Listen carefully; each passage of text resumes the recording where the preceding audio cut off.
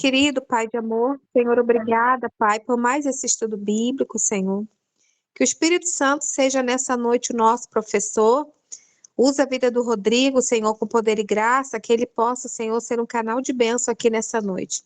Abençoa a todos, fique conosco, é o nosso pedido em nome de Jesus, amém. Amém. Gente, vou começar fazendo a leitura dos primeiros versos do capítulo 1.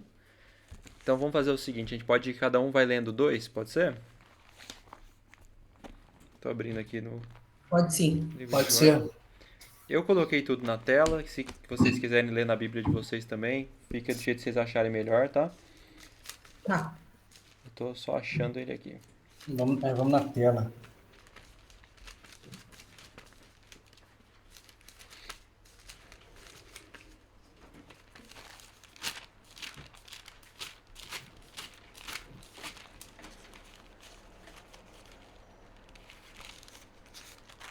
Quem quiser começar, gente. Vamos lá. Joel 1, 1 a 5. Palavra do Senhor que foi dirigida a Joel, filho de Petuel. Ouvi isto, vós, velhos, e escutai, todos os habitantes da terra. Aconteceu isto em vossos dias ou nos dias de vossos pais? Narrai isto a vossos filhos, e vossos filhos o façam a seus filhos, e os filhos destes a outra geração. O que deixou o gafanhoto cortador, comeu o gafanhoto migrador. O que deixou o migrador, comeu o gafanhoto devorador. E o que deixou o devorador, comeu o gafanhoto destruidor. Ébrio, despertai-vos e chorai. Uivai, todos que bebeis vinho, por causa do mosto, porque está ele tirado da vossa boca. Pode ler os 6 também, Juliano. Porque veio um povo contra a minha terra, poderoso, inumerável, e seus dentes são dentes de leão, e ele tem os queixais de uma leoa. Fez da minha vide uma assolação, destroçou a minha figueira, tirou-lhe a casca que lançou por terra, e os seus sarmentos se fizeram brancos. Lamenta com a virgem que, pelo marido da sua mocidade, está cingida de pano de saco. Cortada está da casa do Senhor a oferta de manjares e a libação. Os sacerdotes e ministros do Senhor estão enlutados. O campo está assolado e a terra de luto, porque o cereal está destruído, a vide se secou, as olivas se murcharam. Então, assim, pensando de uma maneira rápida aqui, é meio confuso o que está acontecendo, né? É um pouco difícil de entender. Mas se a gente começa a analisar que isso aqui é algo que não era para o tempo de Joel, não era para o tempo da época dos discípulos, e que isso aqui é uma mensagem para o tempo do fim, que isso aqui é uma mensagem que ela vai ser ali para, igual a gente viu o Apocalipse 14, né, que é pro povo do tempo do fim. Se a gente começa a analisar desse jeito, as coisas vão fazendo um pouquinho mais de sentido. Outra coisa que acontece aqui é que tem muita linguagem profética. Muita gente não fala isso, mas além de Daniel e Apocalipse serem livros apocalípticos, como as pessoas chamam, né, livros escatológicos para o tempo do fim, Joel também é. Mas eu vejo muito pouco se falar de Joel, né? Quando a gente escuta falar alguma coisa de Joel, normalmente é falando sobre aquela parte da chuva serôdia, né? Mas esse restante é bem interessante também. Então vamos analisando verso a verso, tá? Então, verso 1 e 2. Palavra do Senhor que foi dirigida a Joel, filho de Petuel. Ouvi isso, vós, velhos, e escutai todos os que habitam, todos os habitantes, todos que habitam da terra. Aconteceu isso em vossos dias? Ou aconteceu isso no dia de vossos pais? Olha a ideia que ele está trazendo aqui pra gente. Prestem atenção, todos, principalmente aqueles mais antigos que já viveram muito tempo. Vocês já viram as coisas que eu vou narrar para você acontecendo? Os seus pais já viram isso acontecendo, os pais dos seus pais já viram isso acontecer. Passa uma ideia pra gente de que essas coisas que Joel vai narrar, elas nunca aconteceram anteriormente. Nem os mais antigos viram isso, nem os pais, nem os antepassados mais longínquos deles não viram essas coisas acontecendo. Por quê? Porque o que Joel vai narrar é para o tempo do fim. A gente vai perceber que no capítulo 1 Muito do que ele vai dizer acontecia na época dele, aconteceu na época de Jesus e acontece hoje. Mas a partir do capítulo 2 é tudo pro tempo do fim. E é muito legal de analisar todos esses detalhes. Uma coisa interessante também que tem logo aqui no começo, né? Ele fala assim: narrai isso a vossos filhos, e vossos filhos o façam a seus filhos, e os filhos desses a outra geração. Qual que é a intenção de Deus com isso? É que Joel vai passar uma mensagem para aquele povo. Mas essa mensagem não é para aquele povo, é para um povo futuro. E como é que essa mensagem vai chegar para o povo futuro? De pai para filho, de pai para filho, de pai para filho, de geração em geração, até chegar no tempo do fim. Só que como a gente vai perceber, essa mensagem está se perdendo no nosso mundo de hoje. Está faltando esse ponto muito importante dessa mensagem ser passada de geração em geração. Assim como aconteceu lá atrás, quando Deus usou Moisés para libertar o povo e tirar eles do Egito. Eles tinham passado tanto tempo no Egito que tinham se perdido com as coisas da lei de Deus e da vontade de Deus e até do conhecimento de Deus, e eles tiveram que ser relembrados. Aqui também é mais ou menos parecido. Hoje, na nossa geração, as pessoas não conhecem essa mensagem. Elas não entendem as implicações disso e a importância disso. Então a gente tem que ter esse cuidado, né? Eu entendo que isso aqui vem em paralelo com a mensagem dos 3 anjos, sabe? A mensagem de reavivamento. Então, quando ele fala para passar para os filhos e para os filhos de geração em geração, é para que essa mensagem chegue até a gente. Para que quando as coisas que ele está falando acontecerem, ninguém seja pego despreparado.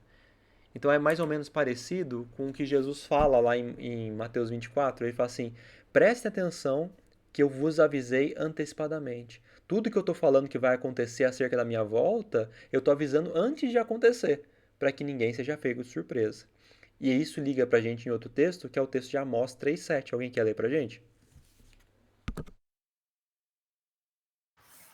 Certamente o Senhor Deus não fará coisa alguma sem primeiro revelar o seu segredo aos seus servos, os profetas.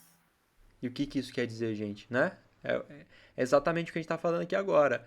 Tudo que Deus vai fazer que é importante para a nossa salvação, que é importante para a nossa vida eterna, Ele revela primeiro. Não é assim que sempre aconteceu na Bíblia?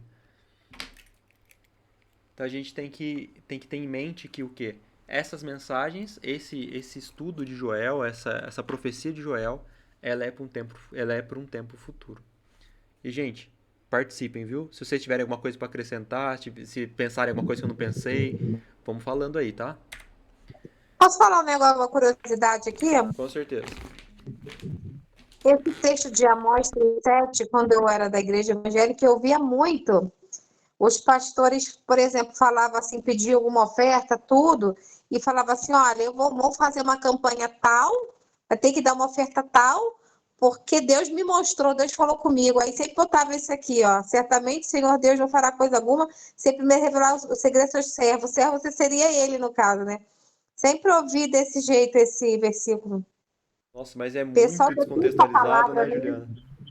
Não tinha Oi? nada a ver, né? É muito Não, fora o de pessoal contexto, né? deturpa, eu posso ter Fora essa de passagem. contexto. O pessoal deturpa a palavra, né? É É usar a impressionante. palavra para benefício próprio. Esse aí foi longe mesmo. Verdade. Vamos lá. Aí chega a parte dos gafanhotos. Que isso aqui é bem confuso, né? O que deixou o gafanhoto cortador comeu o gafanhoto migrador. O que deixou o migrador comeu o gafanhoto devorador.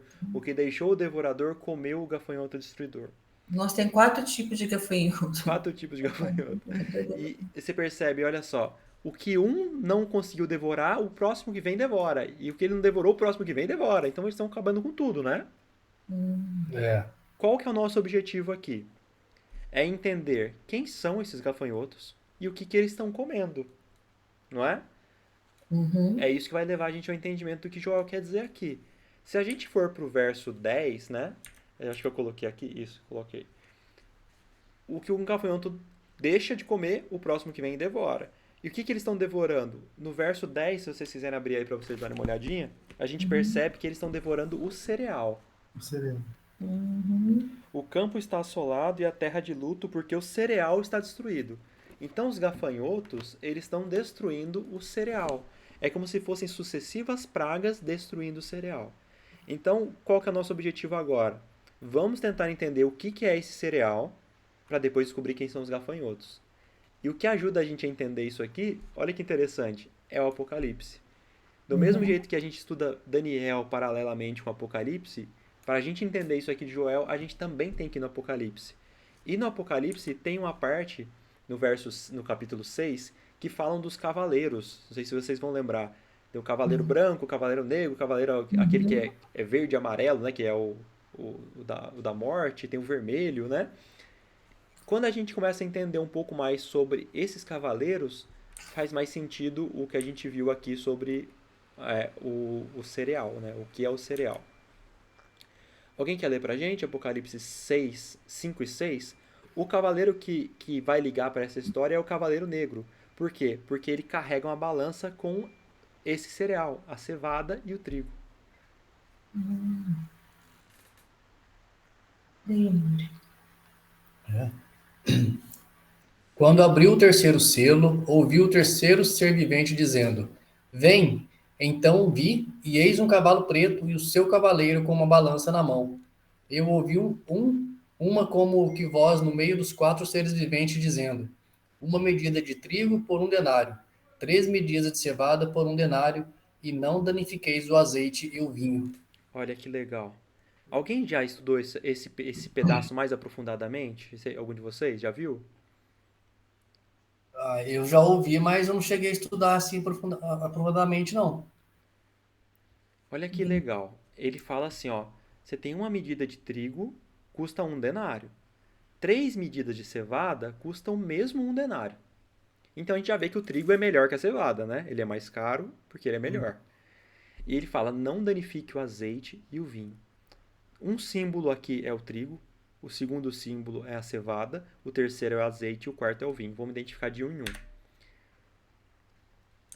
Primeira coisa, são essas medidas que a gente acabou de falar, né? Uma medida de trigo, 1 denário, 3 medidas de cevada, 1 denário. Não pode danificar o azeite e não podem danificar o vinho. O que é 1 denário? 1 denário é uma moeda que era usada na época de Jesus. 1 denário era como se fosse um salário mínimo de um dia de serviço. Então vamos dizer que nós recebemos um salário mínimo pelo nosso serviço. Eu saí para trabalhar hoje, no final do dia, o que eu vou receber? 1 denário. Inclusive aquela parábola que Jesus usa sobre os trabalhadores, vocês se lembram? Que ele pega uns de manhã, uns ao meio-dia e uns à noite. Ele paga todos eles com 1 denário, que era o salário mínimo de um dia de serviço. Então o que isso implica nessa profecia, né? Uma medida de trigo custa 1 denário. 3 medidas de cevada custa 1 denário também. Então todos os trabalhadores, vamos colocar isso no reino de Deus, todas as pessoas do reino de Deus, elas têm 1 denário para comprar.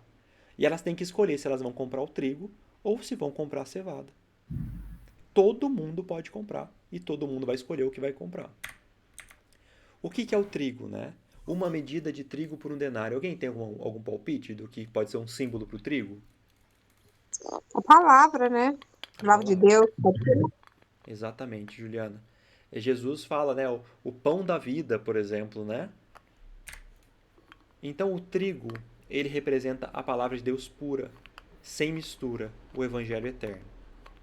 O evangelho eterno é o evangelho que Cristo pregou, né? A salvação pela graça desde Adão e Eva até o final, aquela história que a gente conversou no outro estudo lá, Juliana, com a sua mãe sobre o contrato, tudo enquadra nisso aqui.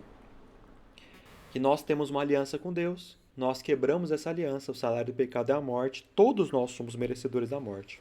Nós perdemos o direito à vida eterna. Mas existe a salvação que Cristo oferece pra gente, através da graça, através de uma transformação de caráter, uma transformação de vida. E é muito diferente do que a gente escuta por aí, né? A gente escuta muito aquela história de você tá na igreja, você tá salvo, você batizou, você tá salvo para sempre, coisas do tipo. Mas o evangelho eterno, ele é caro por quê? Porque ele exige mudança de vida, ele exige mudança de caráter. Deus fala pra gente, pra todos nós, né? Venham como vocês estão. Mas a gente não pode permanecer como a gente era, não é? Viveremos no pecado, nós que para ele morremos. Então a gente tem a ideia no evangelho eterno, na verdade de Deus, que ele aceita todo mundo, mas ele exige mudança. E a mudança de vida, mudança de caráter, a conversão em si, né? Nós entendemos que a partir do momento que nós vamos conhecendo melhor a vontade de Deus, o caráter de Deus, o amor de Deus, nós vamos sendo transformados na medida do caráter dele, né? Tem aquela historinha, né? Vocês já devem ter ouvido, que a nossa santificação é como se fosse uma grande escada, que a gente está lá embaixo, nos últimos degraus, e Jesus está lá em cima. E a gente vai subindo para se aproximar de Jesus. E quanto mais a gente sobe, mais a gente olha e Jesus está mais longe, porque está faltando muito ainda para a gente chegar perto dele. Mas é uma vida inteira de aperfeiçoamento, de mudança, de santificação, de conversão, né? Então, esse é o trigo. E ele é mais caro, né? Você comprava uma medida de trigo com um denário. Mas ele conduz para a vida eterna, né? Jesus, ele é o pão da vida. A gente come da carne dele, a gente bebe do sangue dele. E significa que a partir desse fato de nós crermos, nós podemos ter a vida eterna que nós perdemos, né? O direito à vida eterna que nós perdemos, ele está restituindo para a gente. Quando nosso nome passar pelo juízo, Deus vai olhar nossas obras e vai falar assim: ah, Rodrigo, Diogo, Adriana, Juliana, são pecadores e são merecedores da morte. Mas creram em Jesus? Sim. Então as nossas obras vão ser descartadas e nós vamos vestir as vestes brancas, que são as obras de Cristo. Por outro lado, nós temos a cevada. Então, se o trigo é a palavra pura, a cevada, a gente já entende automaticamente que ela é o oposto, não é? A cevada são os falsos evangelhos. São as doutrinas humanas que são colocadas como sendo a palavra de Deus. A verdade misturada com mentira. A Bíblia fala sobre os sofismas, né? Que Satanás usa sofismas. Satanás, ele não fala somente a mentira. Ele usa a verdade misturada com a mentira. Porque a mentira, somente a mentira, é fácil de perceber, né? De entender o erro. Então ele mistura a verdade com a mentira. Ele fala para Adão e Eva assim: é certo que vocês não vão morrer. Vocês vão ser conhecedores do bem e do mal. Vocês serão como Deus. Eles não se tornaram Deus. Eles deveriam ter morrido naquele dia e passaram a ser mortais. Mas eles passaram a ser conhecedores do bem e do mal, realmente. Então, assim, o diabo faz isso o tempo todo, né? Então, as cevadas são os falsos evangelhos. Ele é barato por quê? Porque ele não exige mudança de vida. Ele é fácil de aceitar, mas ele não transforma e ele não salva. É o que a gente costuma falar. A gente vê isso muito na nossa igreja. Teve um dia que eu fui fazer uma pregação lá e eu falei muito sobre isso. Por que a nossa igreja está vazia e todas as outras que você vai ver estão lotadas de gente? Primeiro que é porque a gente não prega o que a gente devia pregar, a verdade como ela é. Isso é um fato. A Ellen White fala sobre isso, por exemplo, né? Que quando for pregar sã doutrina, quando for pregar a verdade mesmo, que vai transformar o mundo, muitos que estão lá dentro não vão permanecer e muitos que estão fora vão chegar. Porque nas outras igrejas, eles oferecem muito mais do que a gente. Porque eles oferecem uma vida fácil.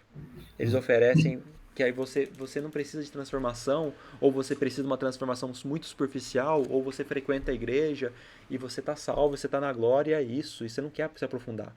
E a verdade, quando chega para essas pessoas, muitas vezes elas preferem continuar do jeito que elas estão do que ter que se comprometer.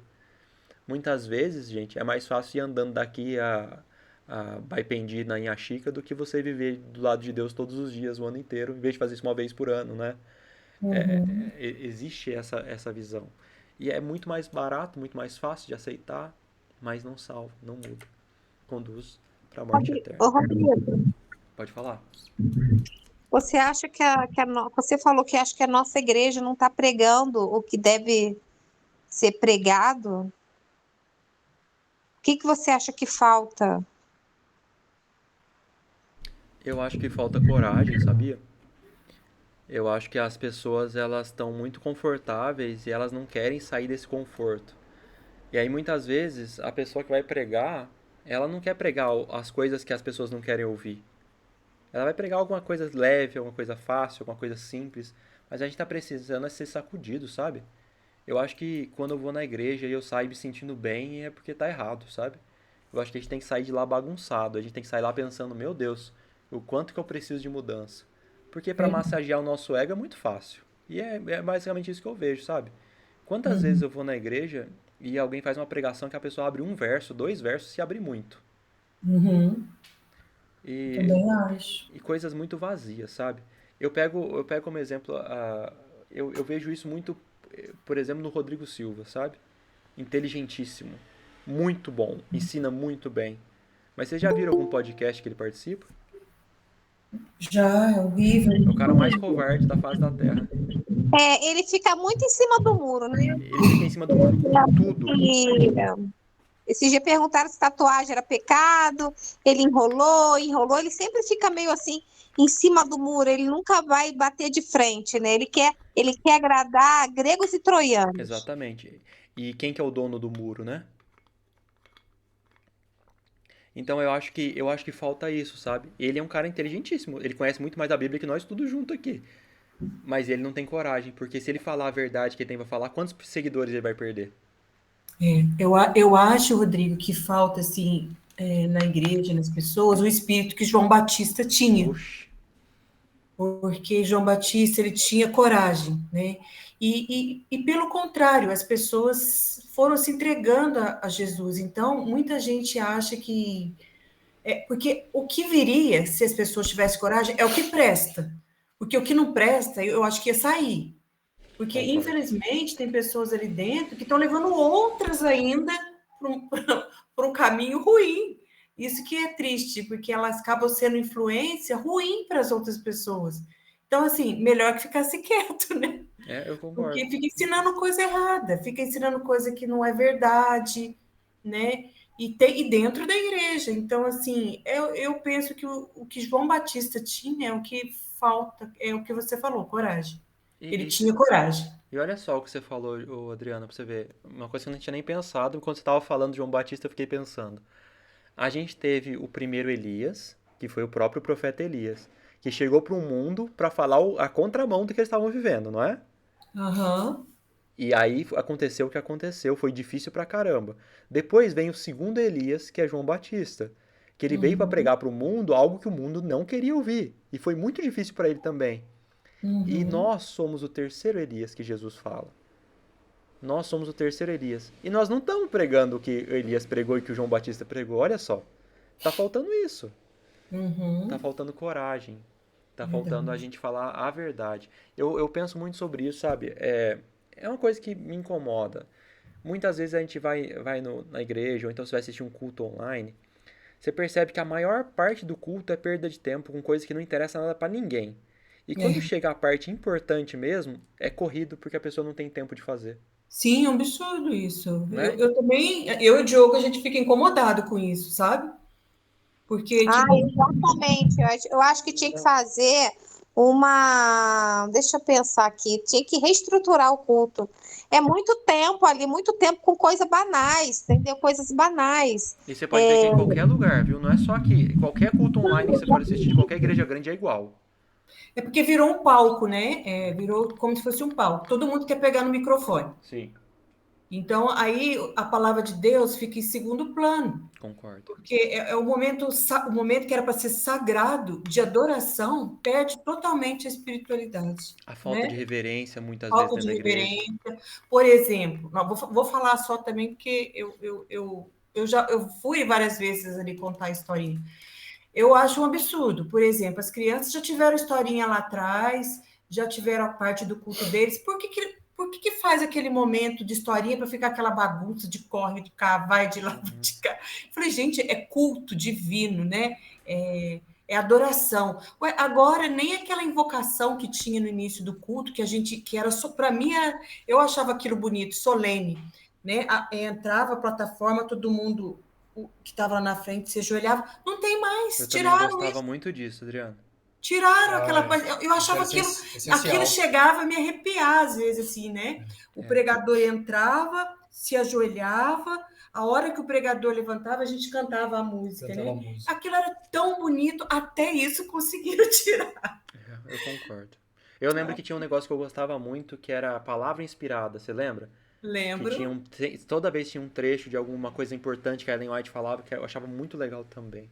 Também não tiraram, tem mais. né? Eu Então, às vezes penso, eu já propus isso para as pessoas lá, mas eu sinto que, nossa, que proposta boa, mas não foi minha, sabe? mas a gente é a minoria, né? Você já viu que a corda arrebenta do É, lado mais fraco. eu acho que deveria chegar lá, por exemplo, vamos dizer que fosse 10 horas da manhã, 9 horas da manhã, não importa. Tem a escola sabatina que eu já não gosto como ela funciona. Porque eu acho que tinha que ser Uhum. todo mundo junto e um professor lá na frente só. Sim. Eu já não gosto porque eu já não consigo prestar atenção com muita gente falando ao mesmo tempo. É impossível.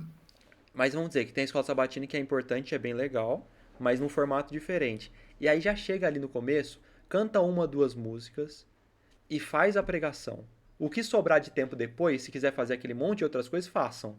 Mas dá tempo pro que é mais importante, sabe? Verdade. Mas ninguém quer fazer isso, não. Eu fico pensando o que que Deus lá, né? Deus olha para isso tudo e pensa, né? Mas até na escola sabatina, lê isso, lê aquilo, até chegar à escola sabatina, o tempo é reduzido. É. Entendeu? Porque é muita coisa que é falada. Quando Rodrigo, quando eu era da igreja, quando eu comecei a ir na igreja adventista, a escola sabatina, eu frequentava o Carioca, porque eu conhecia a mensagem lá. Lá era sensacional a escola sabatina, que a gente fazia na cozinha, numa mesa comprida, a gente sentava em volta da mesa. E o Alessandro que passava, o Alessandro também, ele tem as dificuldades dele, mas ele tem um conhecimento assim fora do normal, entendeu?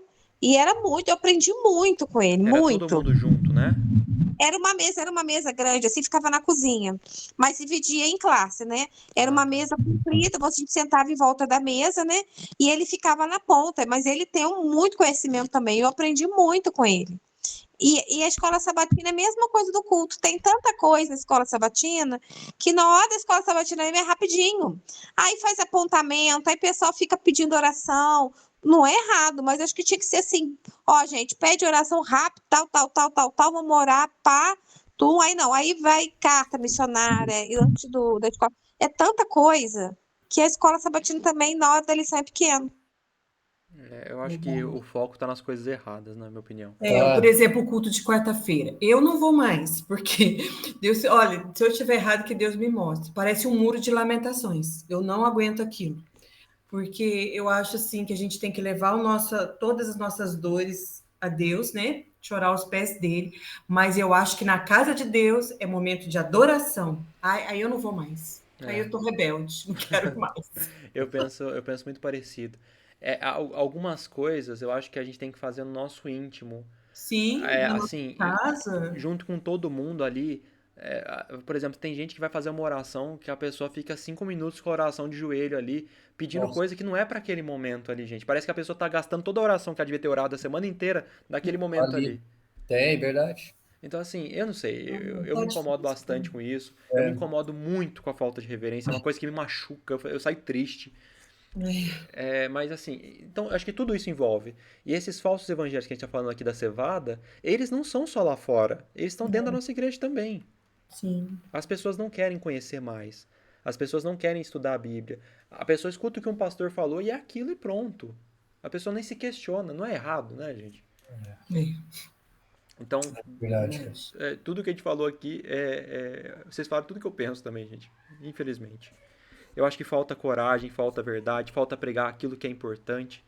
Eu percebo que muitas vezes as pessoas têm medo de pregar e ofender alguém e a pessoa não voltar para a igreja. Mas se aquilo ofender alguém e a pessoa sair da igreja, sinto muito. Talvez é isso que está faltando para alguém Mas, ouvir lá de fora e Rodrigo, entrar. o problema é que às vezes a gente fala, por exemplo, eu estou pouco tempo que nós voltamos, né? Em novembro, Dezembro. dezembro, né? Um irmão, que eu não vou falar o nome porque eu não quero, né, constrangê-lo também, né? Me chamou de separatista. Aí eu falei, nossa, mãe, eu vou ficar quieta. Eu vou ficar quieta, porque se o Rodrigo não. Parece que não vai. Assim, se eu insistir, eu não vou conseguir nada. É. Então, assim, até a pessoa que viu a situação falou: não, eu acho melhor você não falar nada mais. Porque o separatista é a mesma coisa que dissidente, entendeu? Ele falou que eu era Tá dissidente. chamando a gente de dissidente, na boca. Mas eles devem achar isso de mim também. Fica tranquilo, você não tá sozinha. Estamos no mesmo Olha barco, só, né? eu tenho assim um pensamento, eu falo muito pro Cláudio, que eu acho assim, por exemplo, eu amo a igreja adventista, conheci a mensagem, mas tem muita coisa que eu acho que é religiosidade demais. Coisas que são mais importantes, por exemplo, assim, às vezes a pessoa pega mais importância na alimentação, não estou dizendo que seja menos importante, do que na mudança de vida. sabe? Quando eu entrei na igreja, eu via muita pregação sobre o que comer, o que não é importante, mas mais importante é eu me arrepender, sabe? Dos meus pecados, mudança de vida. Aí fica aquela coisa religiosa, sabe? Não, o importante é eu ir na igreja no sábado, o importante é eu não usar bijuteria, o importante, eu acho que isso é tão religioso, sabe? Que realmente tem importância. Eu falo, eu bato muita tecla no Cláudio, meu marido, que eu acho ele muito religioso. Ele acha que tem que ir na igreja, tem que ir na igreja. Mas se eu chamei ele para fazer uma visita, ele não quer ir. Se eu chamei ele para agora, ele está estudando a Bíblia comigo. Mas eu chamei para o estudo, ele não quer ir. Mas ele acha que o culto é mais, não pode faltar o culto. Eu acho que eu acho que é uma religiosidade demais. Isso acontece muito. Tem muita gente que se prende na igreja em si, né? Na igreja em si. Eu acho que a gente mesmo tem muita coisa pra melhorar, muita coisa pra mudar. Eu acho que o foco principal tem que ser isso. É por isso que eu falei, né? Muitas vezes eu gosto de ir na igreja quando eu sei que tem pessoas boas pra pregar. Nossa, eu sinto tanta falta do Valentim. Ah, eu Porque ele também. falava tudo que eu queria ouvir, tudo que eu queria Eu falar, sabe? também. Muito doído, viu? Muito doído. Eu acho que falta mais isso. Adriano, quando vocês chegaram, eu falei assim pro Rodrigo: pelo menos a gente ganhou mais 2 pregadores. Não, mas a verdade. gente não está sendo muito cotado, mas não, viu, Bruno? Já tiraram nós. Estão tirando a gente de Eu pregar. falei, eu tô quase com o sermão pronto e ninguém me chama. Não, não me chamam mais, não. Eu não prego faz séculos, séculos e séculos e séculos. Eu não gosto de pregar, mas da última vez que eu preguei sobre a igreja adventista do sétimo dia. O povo me odiou de um jeito que eu tenho certeza que nunca mais eles vão me chamar. Eu ouvi falar alguma coisa do seu sermão, não estava. Como é que foi seu sermão, igreja adventista? É a igreja eventista. Só tem evento, mas não tem mais nada além de evento. Essa foi boa. Mas o pessoal Com odiou. certeza, Nossa, só é. eu tava falando, eu olhava, era só cara feia pra mim. Nossa, o pessoal nem me Meu cumprimentou na saída. Ai, Rodrigo. Uma hora eu mostro pra vocês o sermão que eu fiz, eu tenho pronto aqui. Ah, eu maravilha, quero. mostra assim. Sim. Vamos continuar, gente. Vou continuar. Tudo isso faz parte do que a gente estava pensando, né? Trigo e a cevada. Mesmo dentro da nossa igreja, a maior parte das pessoas está preferindo comprar a cevada do que o trigo. É muito mais fácil você falar que guarda o sábado e não ter contato com Deus nenhum outro dia da semana. É muito mais fácil você ir na igreja do que você ter um estudo, uma comunhão, uma oração com Deus todo dia, né? Então, olha só. Sobre o chifre pequeno, a besta do mar, que a gente sabe que é o papado. Cuidará em mudar os tempos e a lei. Deitou por terra a verdade e o que fez prosperou. O que é isso? São os falsos evangelhos. A cevada que é despejada no mundo inteiro. E o que eu acho muito impressionante é que a cevada que vem do papado, dessas doutrinas papais, elas são derramadas entre os fiéis deles, entre os espíritas e entre os evangélicos. Isso eu acho inacreditável pensar quanto que os evangélicos seguem doutrinas católicas sem saber que são doutrinas católicas. Agora mesmo, recentemente, no estudo nosso, uma moça decidiu parar de fazer. Na verdade, nem avisou pra gente, né? A gente ficou sabendo depois, mas porque a gente fez um estudo sobre a morte, que a morte é um sono e que não tem um inferno de tormento eterno. E ela achou isso um absurdo. E essa doutrina vem da onde? Da Igreja Católica. Da Igreja Católica. Da Igreja Católica. E eles são evangélicos que se dizem separados da Igreja Católica seguindo doutrinas católicas. Agora vamos pensar. O trigo é a palavra de Deus pura, é o evangelho eterno, é a verdade. Ota! A cevada são os falsos evangelhos. E tem muito mais falso evangelho do que o evangelho verdadeiro. O que é o azeite e o vinho, né? Primeiramente, o que é o azeite, gente, na Bíblia? É um símbolo do quê? Do Espírito Do Espírito Santo. Espírito Santo. Que alguém quer ler pra gente? Tomou Samuel o chifre do azeite e o ungiu no meio de seus irmãos. E daquele dia em diante o Espírito do Senhor se apossou de Davi. Esse é um exemplo clássico, né? Da associação entre o azeite e o Espírito Santo, que na Bíblia aparece muitas vezes. Então, olha só, embora tenha pouco trigo, que é a verdade, mas está disponível para todo mundo comprar, e tenha muita cevada, que é a mentira, e a maioria vai preferir comprar cevada, o inimigo não pode impedir a ação do Espírito Santo. Ele não tem poder para isso. O Espírito Santo vai estar achando todas as pessoas, vai estar tocando todos os corações e vai estar convertendo todos aqueles que se tornarem abertos a Ele. Então o Evangelho eterno, mesmo que seja escasso, mesmo que seja difícil de achar, ele vai alcançar os corações das pessoas que estiverem abertas ao Espírito Santo. A obra do Espírito Santo não vai ser afetada, mesmo que os gafanhotos estejam devorando quase toda a verdade. E o vinho?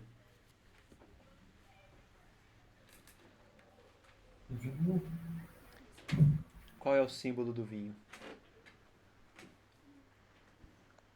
É o sangue de Jesus ou não? Sangue de Jesus. É o sangue de Cristo. Então ele disse: isso é o meu sangue, o sangue da nova aliança derramado em favor de muitos.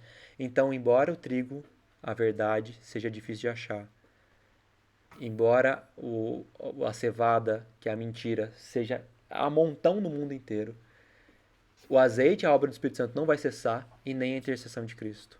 Ou seja, só vai se perder quem realmente quiser. Está acessível a todo mundo.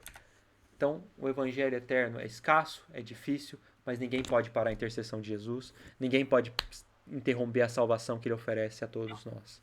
Agora a questão é o quê? O que nós vamos escolher, né? Então, o sincero investigador, a pessoa que estiver realmente aberta, ela vai encontrar a verdade. Não tem outro caminho. Porque Deus vai tocar o coração de todas as pessoas. Deus quer salvar todas as pessoas. A gente sabe disso. Muito mais do que a gente quer, Ele quer. Então, quem tiver com o coração aberto, vai encontrar a verdade. Infelizmente, a maioria não está.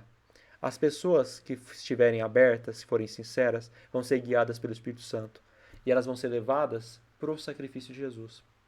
O que pode trazer a nossa salvação, né? Alguém quer acrescentar alguma coisa aqui? Ou tá tudo bem? Tudo bem? Tudo bem. Então, com isso, a gente já consegue entender mais uma coisa. Olha, se o trigo é a verdade, a cevada é a mentira, os gafanhotos estão devorando o trigo. Os gafanhotos estão devorando a verdade. Então, cada gafanhoto que vem, tira um pouquinho mais da verdade, tira um pouquinho mais da verdade. Com isso, a gente já entende quem são os gafanhotos também. Os gafanhotos são os falsos mestres, os falsos ensinadores, os falsos profetas, os falsos padres, pastores e igrejas. Vamos lá para o verso 5 agora. Alguém quer ler pra gente? Eu posso fazer uma pergunta rapidinho sobre os gafanhotos? Pode. Então, os gafanhotos são os falsos mestres, né? Falsos. Então, deixa eu te perguntar, tem alguma relação de Malaquias, aqueles gafanhotos de Malaquias? Porque, por exemplo, o evangélico acha que os gafanhotos são demônios. Eu falei ali que ali em Malaquias, gafanhoto, acho que era gafanhoto mesmo. Ô, Juliana, pior que pensando agora, eu não tô lembrando dos gafanhotos de Malaquias. Eu sei que em alguns momentos na Bíblia, os gafanhotos aparecem como sendo exércitos inimigos também. Oi? Entendi, perdão. Em alguns momentos da... desliga o seu microfone rapidinho, aí depois você liga de novo. Em alguns momentos, o gafanhoto aparece na Bíblia e em outros profetas como sendo exércitos inimigos, como sendo um povo contrário a Deus também. Agora, sobre Malaquias, eu não tô lembrado, Juliana. Depois eu posso Não, dar uma olhada. na parte que fala dos dízimos e as ofertas, aí fala Deus que repreendia o migrador, o cortador, entendeu? Aí eu falo para minha mãe que aquilo é sobre as plantações mesmo daquela época e são gafanhotos mesmo, não são demônios, entendeu? Aí eu Tá, agora eu lembrei do que você está falando então, Juliana.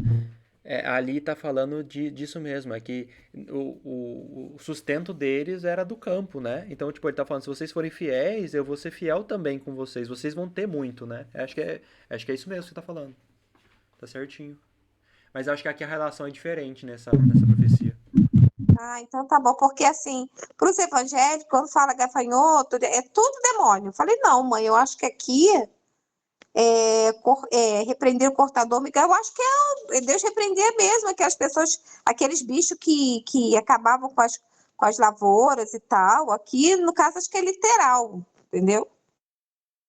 Essa de Malaquias, agora você falou, eu lembrei, realmente, ali tá falando, é o nosso sustento, a nossa vida, né?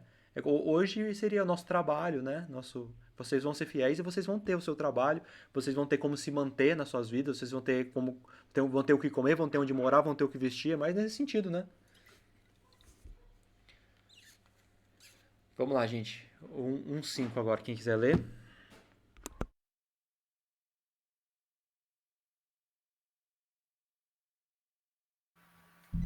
Ébrios, despertai-vos e chorai. Uivai todos os que bebeis vinho por causa do mosto, porque está ele tirado da vossa boca. Quem são os ébrios? Assim, o que é ser um ébrio, né? Pra começar. Acho que é um bêbado, né? Ébrio é um bêbado. É É um quem não bêbado. é sóbrio, né? Quem não é sóbrio. Então, quando ele fala assim, ébrios, despertai-vos e chorai, ele está dizendo, o povo do nosso mundo está embebedado, está fora da realidade, né? Ele está bêbado. Ele está bêbado por quê? Porque ele preferiu comprar cevada ou trigo? Ele preferiu comprar a verdade ou a mentira? É mentira. A mentira. E com a mentira que ele comprou, ele está embebedado dessa mentira. Se nós pegarmos lá em Apocalipse 17, por exemplo, quando fala da mulher montada na besta, fala que ela tem um cálice transbordante de abominações. O que é esse cálice transbordante? Deveria ser o sacrifício de Cristo, mas ele está misturado com várias mentiras. Então ele está contaminado e ele está derramando essa mentira misturada com a verdade, que nada mais é do que a própria cevada. E as pessoas estão bebendo essa mentira, achando que conduz para Deus, mas estão sendo conduzidas para a destruição. Então, o povo está embebedado e está fora da realidade. O que ele fala para as pessoas? Despertai-vos, chorai, uivai. Quem está ébrio, quem está fora da realidade, precisa despertar, precisa se arrepender e precisa se converter, porque o tempo está acabando. E olha só, nós podemos ser ébrios hoje. Quantas coisas na nossa vida nós somos ébrios, não é verdade? A gente pode ter melhorado em vários pontos, mas faltam quantos ainda? E existem pessoas que são completamente embriagadas desse vinho. Então a gente tem que o quê? Os ébrios têm que despertar, chorar e uivar. O tempo, ele está acabando. Sobre os ébrios, olha que interessante. Se a gente for analisar o que fala em Ezequiel, capítulo 9, eu coloquei aqui só o verso 4, mas eu acho legal a gente dar uma olhada. Vocês querem abrir aí na Bíblia de vocês? Ezequiel, capítulo 9.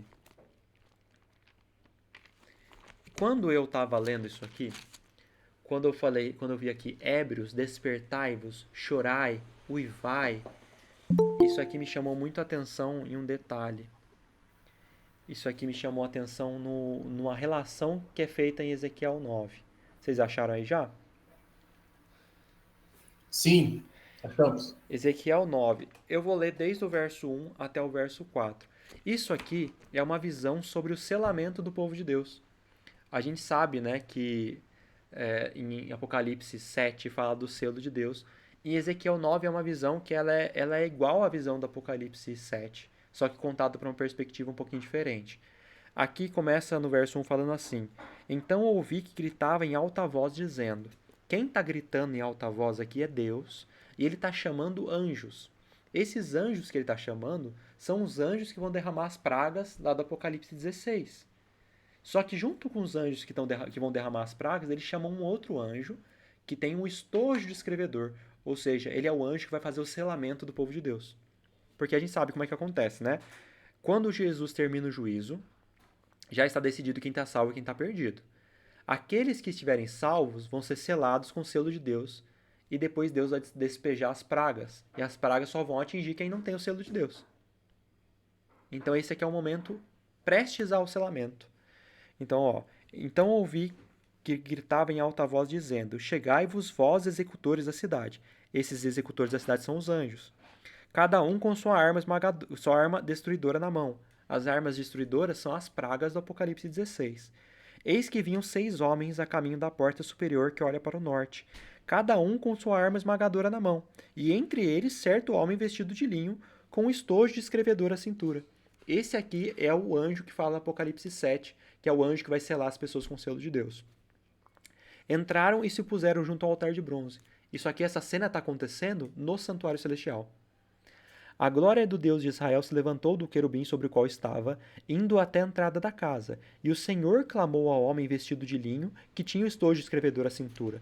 A primeira missão é para esse homem que vai selar o povo com o selo de Deus. Depois vem as pragas. Deus fala para esse anjo com o selo de Deus. E disse-lhe: Passa pelo meio da cidade, pelo meio de Jerusalém. A gente entende isso aqui como o mundo todo. E marca com sinal a testa dos homens que suspiram e gemem por causa de todas as abominações que se cometem no meio dela. Olha que interessante. Os homens que suspiram e gemem. Olha Joel 1,5. Chorai, uivai. Não é parecido? Você chorar e uivar não é parecido com suspirar e gemer?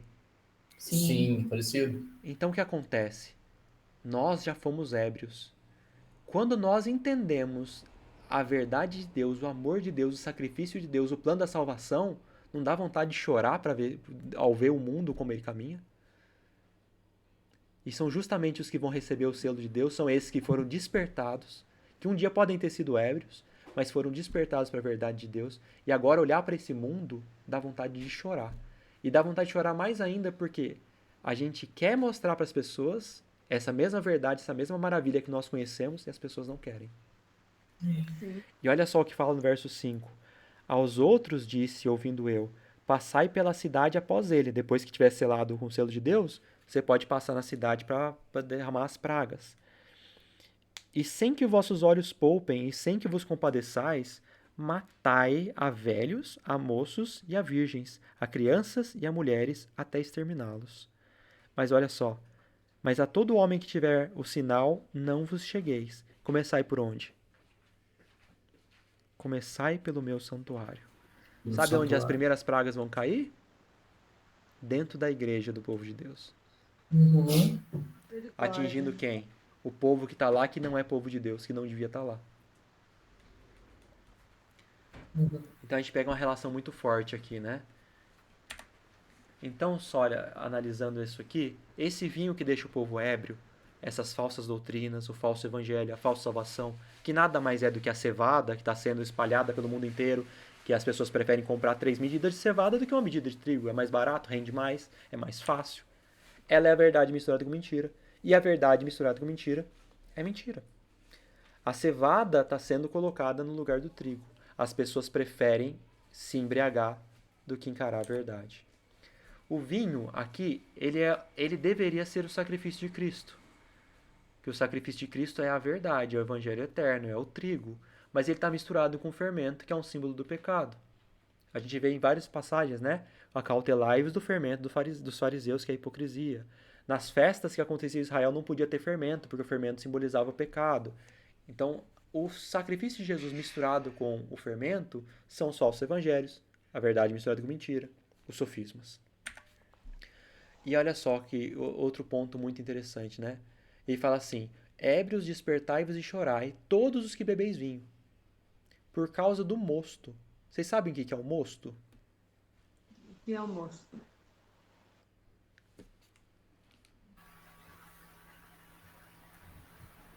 O mosto, ele é o suco da uva puro, sem fermento, recém-extraído. O mosto é o símbolo exatamente do sacrifício de Jesus, da verdade, do trigo, do evangelho eterno. E por que o pessoal tá triste? Porque o mosto, que é a verdade, está tirado da nossa boca. A doutrina pura de Cristo. O sacrifício de Jesus que limpa os nossos pecados e conduz para a vida eterna. Ele está sendo tirado da nossa boca por quê? Porque a gente que devia pregar a verdade não está pregando. Porque a gente que devia ser luz para o mundo não está sendo luz para o mundo. E acaba que aquela mentira, os falsos evangelhos, a cevada, está se espalhando muito mais do que a verdade. E as pessoas que buscam a verdade estão com dificuldade de encontrar. Mas lembrem, o Espírito Santo não deixa de agir, nem o sacrifício de Jesus. O fiel pesquisador vai encontrar a verdade. Olha só, quem está bêbado de vinho tem que fazer o quê? Tem que despertar, tem que acordar para a realidade e tem que se arrepender. Quando eles se arrependerem e enxergarem a verdade, se converterem, eles vão chorar e uivar. Assim como fala em Ezequiel também, né? Os que suspiram e gemem por causa das abominações desse mundo. Porque os gafanhotos, quem são os gafanhotos? Os falsos mestres, falsas doutrinas, falsa salvação. Eles estão acabando com a verdade, que é o mosto, que é o trigo, que está sendo tirada do mundo. Atos 5:29, que eles preferem... É esse que fala, agora fugiu da minha cabeça. Eu acho que é aquele que fala sobre sobre as falsos mestres, falsas doutrinas. Vou olhar aqui só um minutinho. Atos 5:29. Não é isso, não é. Então Pedro e os demais apóstolos afirmaram: antes importa obedecer a Deus do que aos homens. O outro que eu pensei, acho que é Romanos 1:25. Olhada aqui.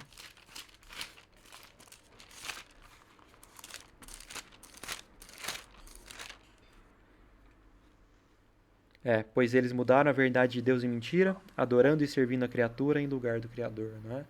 Para muita gente é mais fácil isso, né? Adorar a criatura em lugar do Criador, a verdade de Deus ter sido mudada em mentira e a gente aceita isso, do que, como Pedro falou, né? Antes importa obedecer a Cristo, a Deus, do que aos homens, né? Então, Deus está convidando a gente para quê?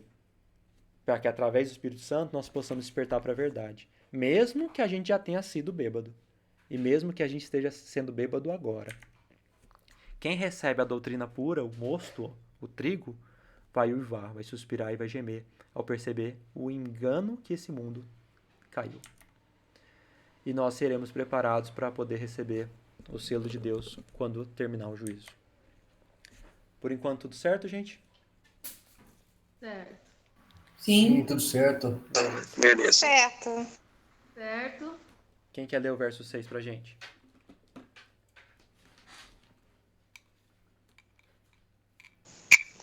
Porque veio um povo contra a minha terra, poderoso e inumerável.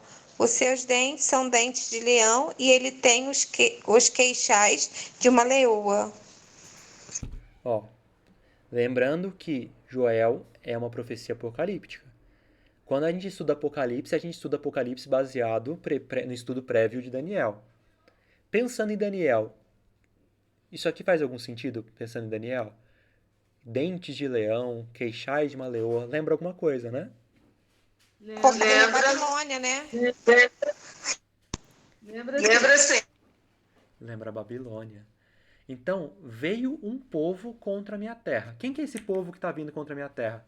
É o chifre pequeno, que é a besta do mar, e a besta da terra também agora no tempo final, né? Então, são aqueles que estão levando a mentira. Contra minha terra é o povo de Deus. E quando fala que tem dentes de leão, é claramente uma referência à Babilônia. E a Babilônia é uma referência à confusão religiosa. Toda essa mistura de verdade com mentira, como a gente está vendo acontecer e como está profetizado no livro de Joel. Esse verso é um verso que muitas pessoas já me falaram algumas ideias, mas eu mesmo não consegui chegar a uma conclusão ainda. Fez da minha vida uma assolação, destroçou a minha figueira, tirou-lhe a casca que lançou por terra, e os seus sarmentos se fizeram brancos. Eu tenho bastante dificuldade para entender isso aqui. Por um lado, me parece que essa figueira destroçada é o que deveria ser a igreja de Deus, que acabou sendo corrompida no decorrer do tempo, e que essa parte onde fala que vai retirar a casca é retirar o engano, e a gente vai ver a verdade. Mas eu não sei, porque eu fico meio na dúvida, sabe? Não sei se vocês têm alguma ideia aí, mas eu tenho dificuldade com esse verso.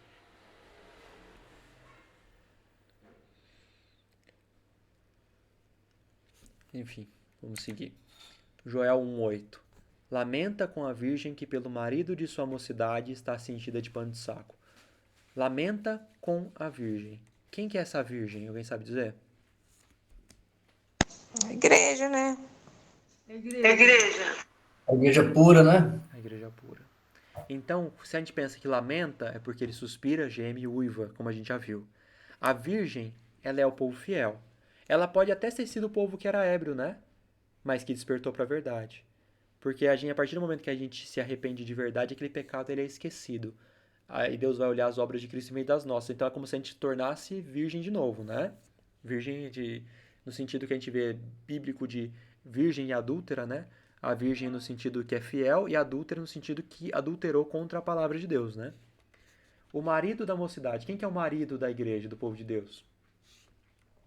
Jesus. É Jesus. Cingida de pano de saco.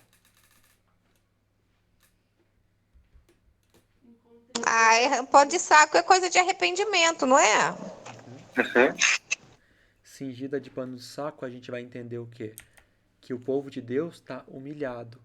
E ele está humilhado em dois sentidos que eu consigo pensar. O primeiro sentido é de que a gente está humilhado porque a gente não consegue viver como a gente deveria e a gente está vivendo um momento de arrependimento. A gente está vivendo o grande dia da expiação e no grande dia da expiação as pessoas tinham que estar em arrependimento e contrição.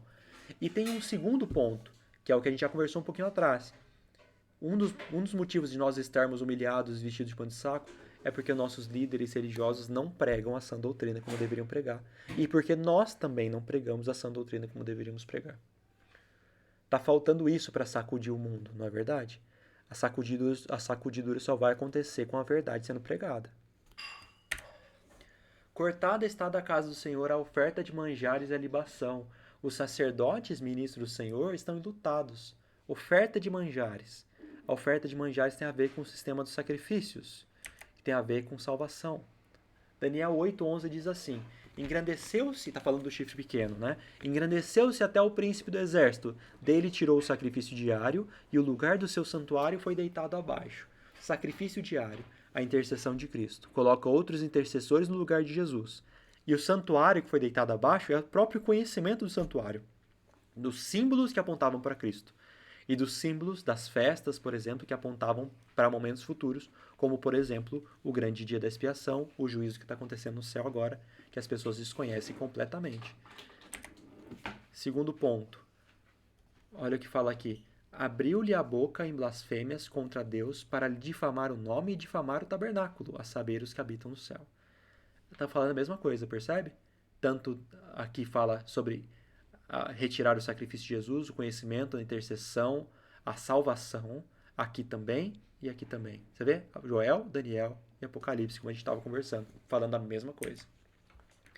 A igreja está desprovida de poder. Por que a igreja está desprovida de poder? Se você for ver os escritos da Ellen White, ela fala isso. Ela fala que ela olhava para a igreja no tempo do fim e falava assim, não tem como ser esse o povo que vai trazer a verdade para o mundo.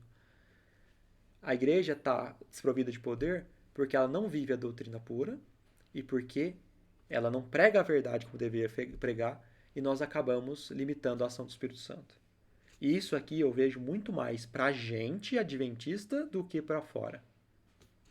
Porque nós somos os responsáveis por isso. Joel 1:10. O campo está assolado e a terra de luto, porque o cereal está destruído. Lembra do cereal? O cereal é o trigo, a verdade, o evangelho eterno, que custa 1 denário, mas as pessoas preferem comprar a mentira. E isso também é o mosto que a gente viu no verso 5. A vide se secou e as olivas se murcharam. Cereal destruído, doutrina pura, evangelho eterno, que está sendo destruído no mundo. Os gafanhotos estão devorando e está sobrando pouco. A vide tem a ver com o sacrifício de Jesus. E as olivas com a ação do Espírito Santo. Quando a gente vai rejeitando a verdade várias e várias e várias vezes, o Espírito Santo vai deixando de agir. A gente vai tornando ele mais distante. E assim como o sacrifício de Jesus, pela falta do conhecimento do que isso significa, acaba também sendo suprimido, né? Irmão Rodrigo. Sim. Boa noite. Fala aí, manda aí, Pedrão. Boa noite. Mentira que é essa aí? A mentira, Pedrão, são os falsos evangelhos. Por exemplo, as pessoas, quando a gente pensa sobre uma pessoa que morreu, o que as pessoas acreditam normalmente, fora da nossa igreja principalmente? Elas acreditam que a pessoa morreu, está no céu, está no inferno, não é? Que a alma se desprende do corpo, que existe um inferno de tormento eterno. As pessoas acreditam que qual dia é o dia santo? Sábado ou domingo? Sábado. A gente sabe que é o sábado, mas e o resto do mundo? Né? O outro acredita domingo. Parece que é É o domingo. domingo. Então são essas mentiras que estão sendo espalhadas no mundo, sabe, Pedrão? Uhum.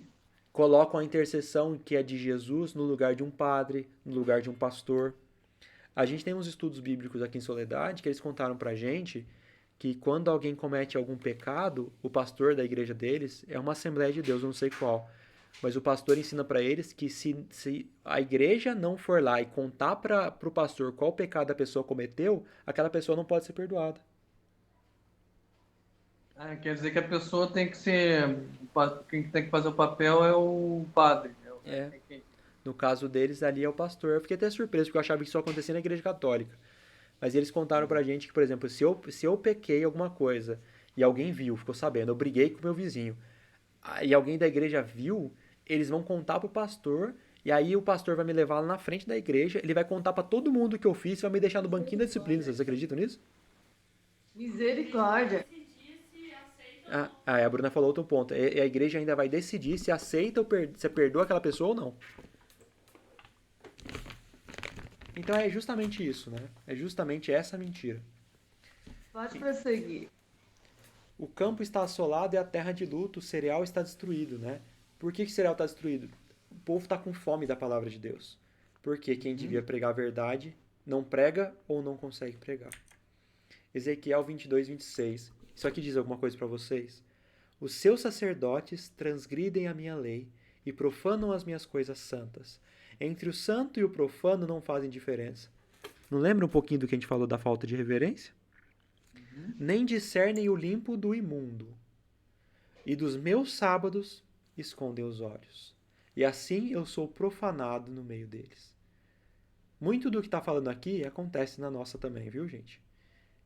E sobre dos meus sábados esconder os olhos, isso aqui me fala muito forte no sentido de que não é simplesmente que as pessoas desconhecem, é que as pessoas preferem não olhar.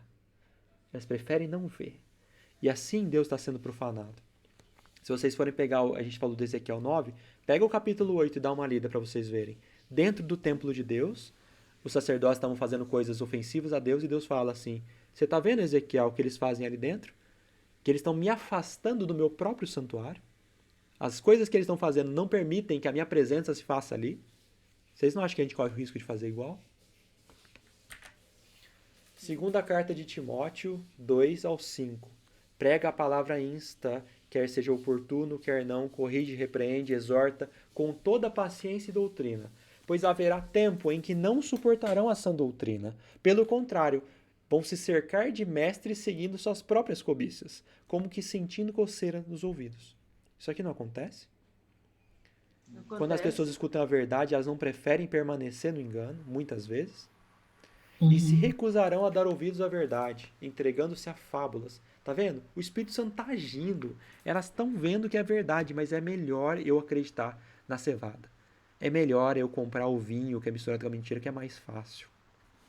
Mas nós, tu, porém, sê sóbrio em todas as coisas, suporta as aflições, faze o trabalho de um evangelista, cumpre cabalmente o do ministério. A gente está fazendo isso aqui? Eu acho que não. Porque muitas vezes quando a gente quer falar isso aqui, essas pessoas não querem ouvir. Mas eu acredito, Rodrigo, que vai chegar o tempo que Deus vai cumprir esse propósito, né? Pode ser que, não sei, mas vai cumprir, né? De uma certa maneira, se não é agora, vai ser depois, eu não sei, mas de alguma maneira tem que acontecer, não tem? Tem e vai. E vai. E tá no capítulo 2 como isso vai acontecer. Uhum. Continuando, ó. Envergonhai-vos, lavradores, uivai, vinhateiros. Nós deveríamos ser esses lavradores. E a gente tem que se envergonhar, porque a gente não está fazendo a nossa missão. Uivai, vinhateiros, sobre o trigo e sobre a cevada, porque pereceu a messe do campo. A vide se secou, a figueira se murchou, a romeira também. E a palmeira, e a macieira, e todas as árvores do campo se secaram. E já não há alegria entre os filhos dos homens. Porque como vai haver alegria se as pessoas não conhecem a Deus? Cingi-vos de pano de saco e lamentai, sacerdotes, uivai, ministros do altar, vinde, ministros, meu Deus. Passai a noite vestido de pano de saco, porque da casa do vosso Deus foi cortada a oferta de manjares da libação. A mentira está vencendo. Promulgai um santo jejum, convocai uma assembléia solene, congregai os anciãos, todos os moradores dessa terra, para a casa do Senhor vosso Deus, e clamai ao Senhor. Porque quem que pode fazer isso, Adriana? Quem pode fazer essa obra para que funcione além de Deus? Porque a gente já não está conseguindo. A que dia? Porque o dia do Senhor está perto e vem com a assolação do Todo-Poderoso. Olha só, essa mensagem é para quando?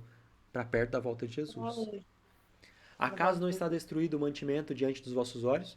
A mentira não está muito maior do que a verdade no nosso mundo? E da casa do nosso Deus a alegria e o regozijo? A semente mirrou debaixo dos seus torrões, os celeiros foram assolados, os armazéns derribados, porque se perdeu o cereal, porque os gafanhotos estão fazendo uma obra muito maior do que a nossa. Como geme o gado, as manadas de bois estão sobremodo inquietas, porque não tem pasto. Também os rebanhos de ovelhas estão perecendo. Por quê? Falta dos pastores cuidando dessas ovelhas. Pastores eu estou falando de forma genérica, né? Não dos pastores, né? Mas nós. A ti, ó Senhor, clamo, porque o fogo consumiu os pastos do deserto e a chama abrasou todas as árvores do campo. Também todos os animais do campo bramam suspirantes por ti, porque os rios se secaram e o fogo devorou os pastos do deserto. Os gafanhotos devoraram o trigo que é a verdade, e sobrou muito pouco da verdade no mundo. Por isso, a fome espiritual. Aqueles que deveriam conduzir o povo para Deus e para a verdade vendem a cevada que é a mentira para os seus seguidores. Porque é muito mais fácil ter uma igreja cheia vendendo a cevada do que a verdade. E pior ainda se a gente estiver pregando a verdade meio borocochô, como tem acontecido. O dia do Senhor está próximo. Isaías fala assim: buscai o Senhor enquanto se pode achar, invocai-o enquanto está perto. Deixe o perverso o seu caminho e o iníquo os seus pensamentos, e converta-se ao Senhor, que se compadecerá dele, e volte-se para o nosso Deus, porque ele é rico em perdoar. Porque os meus pensamentos não são os vossos pensamentos, nem os vossos caminhos os meus caminhos, diz o Senhor. E aí a gente vai para o Joel 2. Tudo que a gente viu até no capítulo 1, quando ele fala, lembra? Isso já aconteceu nos seus dias ou nos dias dos vossos pais. Conta isso de geração em geração. Tudo isso já acontecia no tempo dele, aconteceu no tempo de Jesus e acontece hoje. O que é novidade, que ainda não aconteceu, que tem que ser passado de geração em geração, principalmente, é a partir do capítulo 2. Por enquanto, tudo certo? Alguém quer acrescentar alguma coisa, perguntar alguma coisa? Tudo certo. Então tá. Certo. Capítulo 2. Vamos fazer o seguinte, ó. Eu não coloquei aqui na tela, mas peguem na Bíblia de vocês aí. Vamos ler até o verso 11, tá bom? Se parar agora, tá todo mundo triste, né? A Bruna falou assim, se a gente para o estudo agora, todo mundo fica decepcionado, né? Eu sempre falo isso. Joel, quando a gente vai estudar, tem que estudar o capítulo 1 e o 2, porque se você estudar só um, você sai derrotado. Vamos lá, eu vou ler o verso 1 e 2, aí alguém dá sequência, até o verso 11. Tocai a trombeta em Sião e dai voz de rebate no meu santo monte. Perturbem-se todos os moradores da terra, porque o dia do Senhor vem e já está próximo. Dia de escuridade e densas trevas, dia de nuvens e negridão.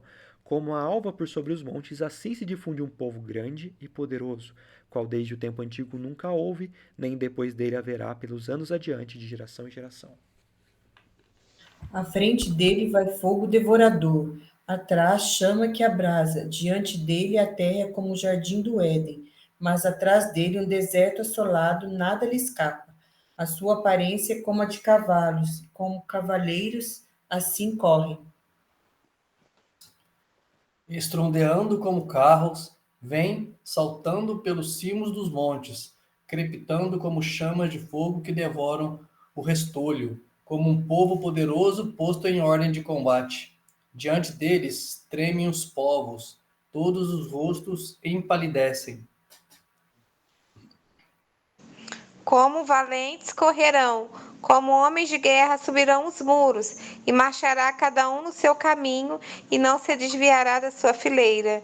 Ninguém apertará a seu irmão, marchará cada um pelo seu caminho, sobre a mesma espada, se arremessarão e não serão feridos.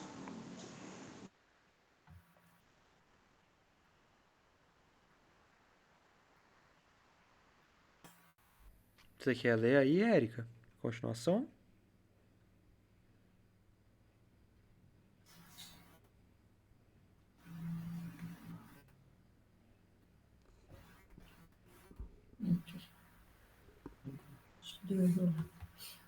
Ô, Juliana, o que você leu foi qual? Eu me confundi.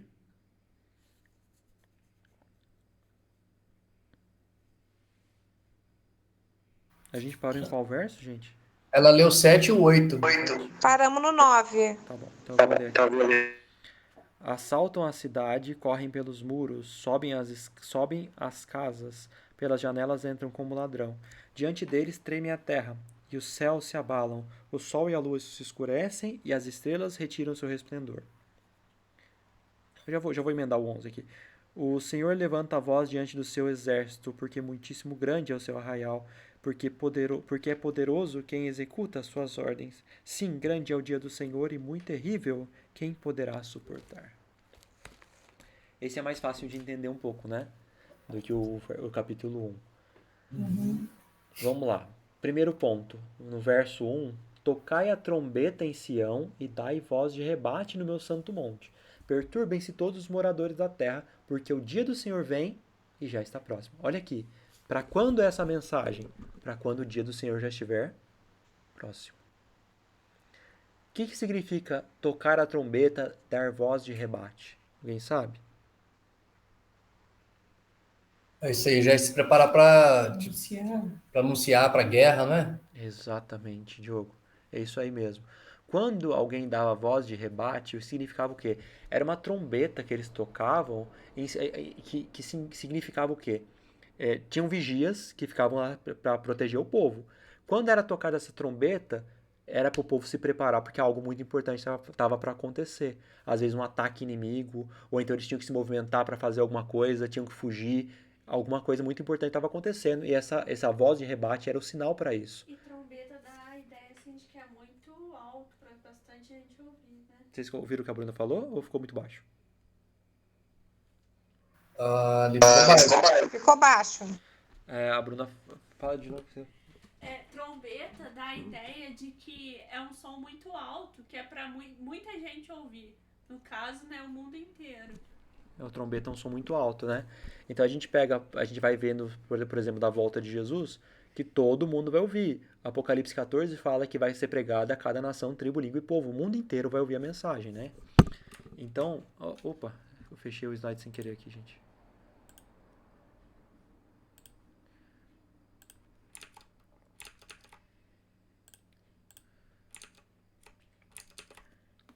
Então, essa mensagem é o quê? A gente tem que dar a voz de rebate para o mundo, avisando o mundo do quê? O Senhor logo vem, já está próximo. Então, a voz de rebate é esse sinal, para o povo se preparar. E nós hoje temos que preparar o mundo para quê? Para a volta de Jesus. Como aconteceu em João Batista, que preparou o mundo para a primeira vinda, nós, como esse João Batista profético, temos que preparar o mundo para a segunda vinda. Ô, Rodrigo, é assim, por exemplo, eu penso assim, igual você tá falando, né? Que a gente tem que pregar, a gente tem que clamar para as pessoas. Mas, assim, o que eu sinto, as pessoas não querem, sabe? Não querem. Eu não sei se o erro tá em mim, sabe? Porque, por exemplo, igual lá no meu serviço, eu ofereci estudo bíblico para todo mundo, ontem o grupo ninguém. Todo mundo falou na hora que queria, ninguém apareceu. Você chama as pessoas, a gente prega, as pessoas não querem. Aí eu não sei se erro está em mim, sabe? Eu fico muito pensando nisso, porque por mim, eu daria estudo bíblico, chamaria para o estudo que você dá, eu também poderia dar, mas as pessoas não querem. Eu não sei se é falta de oração nossa, se o erro está em nós mesmo. Mas é assim mesmo, Juliana. Hoje eu tava lendo sobre Noé, eu achei muito interessante. A Ellen White estava fazendo uma reflexão e aí ela tava falando assim que aos olhos do povo podia parecer um fracasso a pregação dele, porque ninguém se converteu, só a família dele. Mas infelizmente é assim, né? A maioria não vai ouvir. Eu acho que é muito o que a gente leu agora há pouco lá em Timóteo, sabe? Infelizmente a maioria não vai querer. Mas a gente tem que fazer a nossa parte. Do mesmo jeito que você fez. Você convidou as pessoas para o estudo lá. Você convidou várias pessoas que falaram que queria. E o estudo é uma das formas de ter conhecimento de Deus para que todo o resto aconteça, né? Não que o estudo seja o essencial e mais importante de tudo, né? Como se a gente estivesse fazendo grande coisa de importante aqui. É importante, é bom que a gente faça, é bom que a gente conheça, né? Mas as pessoas não querem. Mas você vê, o teu trabalho acabou valendo para algo muito melhor do que você estava esperando, não é? Sim, verdade. Mas eu creio, igual você falou que o estudo não. Eu creio na minha cabeça que o estudo é a base, porque a Bíblia fala que a tua palavra é lâmpada para o meu caminho e luz para os meus pés. E a palavra de Deus é o mais importante. Entendeu? A palavra que liberta, não é? Então, é aquela coisa, é muita resistência. Você vê até dentro da nossa igreja. Está acontecendo agora aqui um estudo. Nós somos o quê? Em 3, em 4? Quantos membros tem na igreja? Né? Então, assim, até entre a gente mesmo, há resistência, quanto mais lá fora, né? Com certeza. Assim, a pessoa que frequenta só a igreja, ela não vai aprender tudo que ela precisa, de forma nenhuma, porque não dá tempo. Numa pregação de 1 hora, a gente tá aqui há quase 2 horas, gente, não dá tempo. E a gente não consegue ver tudo que a gente quer. A pessoa que não se dedicar, pelo menos, ou para estudar sozinha, se ela conseguir, para ler, para entender, ou para estudar assim como a gente faz, eu gosto muito mais assim. Eu gosto muito mais quando a gente tem pessoas para conversar. Teve grupo de estudo que a gente fazia que eu falei assim, pessoal, eu não vou fazer mais não, porque só eu que falo. Se for pra eu ficar falando sozinho, eu já sei dessas coisas. Eu quero ver o que vocês têm pra falar, acrescentar coisa que eu não pensei, não é? Porque se for pra eu ficar fazendo um monólogo, você entra no YouTube, você vai ver vídeo de gente falando muito melhor que eu. Então eu acho que isso aqui é muito importante, as pessoas negligenciam, né? O que eu quis dizer no sentido de que, tipo, a gente não tá fazendo nada de especial fazendo isso aqui, né? A gente tá fazendo a nossa parte, é importante, mas as pessoas realmente não querem. É difícil. A gente tem que avisar. Aqueles que estiverem prontos, eu oro muito para isso, sabe? Muito para que Deus possa trazer pessoas que estão com o coração aberto, pessoas que estão prontas. Porque é tão triste gastar lenha com pessoa que não vai dar em nada, pessoa que não quer saber, né? Que a gente se esforça, dedica tanto. Mas eu acredito que Deus tem os filhos dele. Assim, embora a maioria não queira, tem as pessoas sinceras, que é o que você falou, a gente precisa orar para Deus colocar oportunidades, né, de falar com essas pessoas sinceras, porque sinceridade hoje em dia é uma coisa muito rara, muito rara. Então, se já é muito raro, então é Deus que vai guiar essas pessoas até nós, né? Aí vem aquela parte, né? Não danifiqueis o azeite e o vinho, Uhum. né? Joel capítulo 2, verso 2. Quem quer ler pra gente?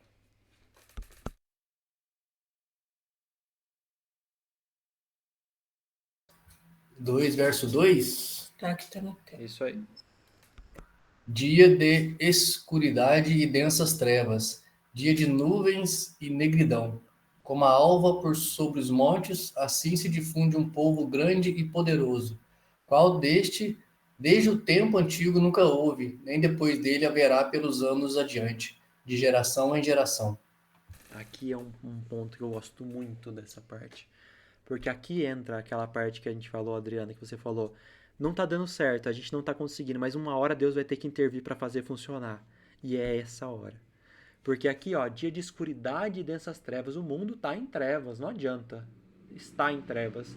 O mundo está embriagado. Mas aí surge um povo forte, um povo grande e poderoso.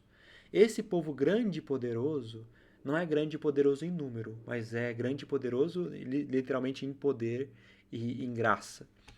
E esse povo grande e poderoso, desde tempo antigo nunca houve e depois dele não haverá de novo. Quem que é esse povo forte e poderoso? É o povo remanescente. Esse povo grande e poderoso, forte e poderoso, é o povo que está aberto a Deus, é o povo que se converteu, que era ébrio e acordou, é o povo que suspira e geme, é o povo que vai ser marcado com o selo de Deus. Mas antes de ser marcado pelo selo de Deus, é o povo que recebe a chuva serôdia. E recebendo a chuva serôdia, que vai ser essa capacitação do Espírito Santo como o mundo nunca viu, que nós vamos ser capazes de pregar essa mensagem para as pessoas sinceras, para as pessoas abertas, e nós vamos poder levar esse evangelho para o mundo inteiro, como está falando na profecia. Então, esse povo grande, forte e poderoso é o povo que vai receber a mais forte e poderosa manifestação do Espírito Santo que esse mundo já viu.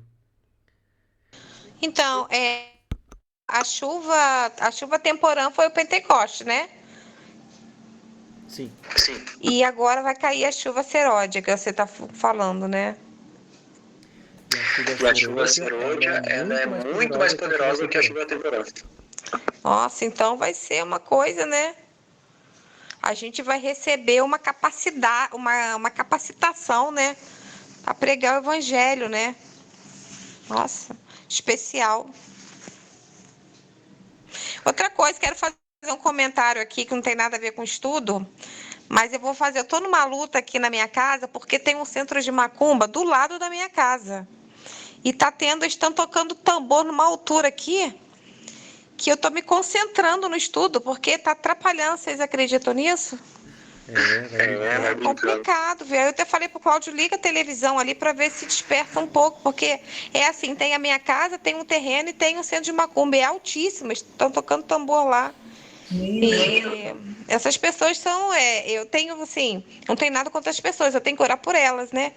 Mas está atrapalhando o estudo aqui, vocês acreditam nisso? É luta, né? Sem parar, né? Não é fácil não. Aqui perto de casa não é um centro de macumba, mas tem uma igreja que parece um rodeio. E o pai? Às vezes eu penso que é leilão de boi, sem brincadeira. Vamos lá, gente. Então, essa grande manifestação, né? Essa chuva serôdia, também, escrito Ellen White, ela fala que nesse tempo do fim, Juliana, vão ser tantas pessoas sendo batizadas que vai faltar gente para batizar. Imagina que negócio maravilhoso. É tão raro ter o batismo, eu acho tão lindo. É tão difícil. Tem alguns anos aconteceu em um país da África, acho que é Ruanda, depois eu vou ver e mando para vocês, que foram 90 mil pessoas batizadas na igreja adventista no mesmo dia. 90 mil pessoas. Você imagina isso? 2 São Lourenço sendo batizadas no mesmo dia? Eu acho isso inacreditável. Eu às vezes penso que isso aí são chuviscos das chuvas serôdias, sabe? Esse povo forte e poderoso como nunca houve é o povo que vai passar pela grande tribulação como nunca houve. Olha só. Aquela grande tribulação que nós passaremos, nós só vamos ser aptos a passar por ela porque nós vamos ter sido capacitados pelo Espírito Santo como nunca houve no mundo. E olha que doideira. Essa capacitação, que como nunca houve, é mais poderosa do que aconteceu com os reformadores que a gente lê, por exemplo, no Grande Conflito. Sabe aqueles homens que preferiram morrer, ser queimados vivos do que negar a Deus? Aquela história. Foi quem que. Foi o Hus? O que morreu queimado cantando, que não deu um grito de dor. Você imagina a capacitação que o Espírito Santo deu para ele resistir daquela forma, e essa vai ser maior? As pessoas vão estar pregando a verdade como ela é, as pessoas vão ouvir a verdade para poder escolher se querem comprar o trigo ou a cevada, e mesmo se a gente for perseguido e morto, nada vai cessar essa pregação. E eu acho interessante, Rodrigo, que o centro da mensagem vai ser assim, olha, você está vivendo no pecado, se você não deixar o pecado, você vai estar vindo um juízo sobre a terra e você vai se perder.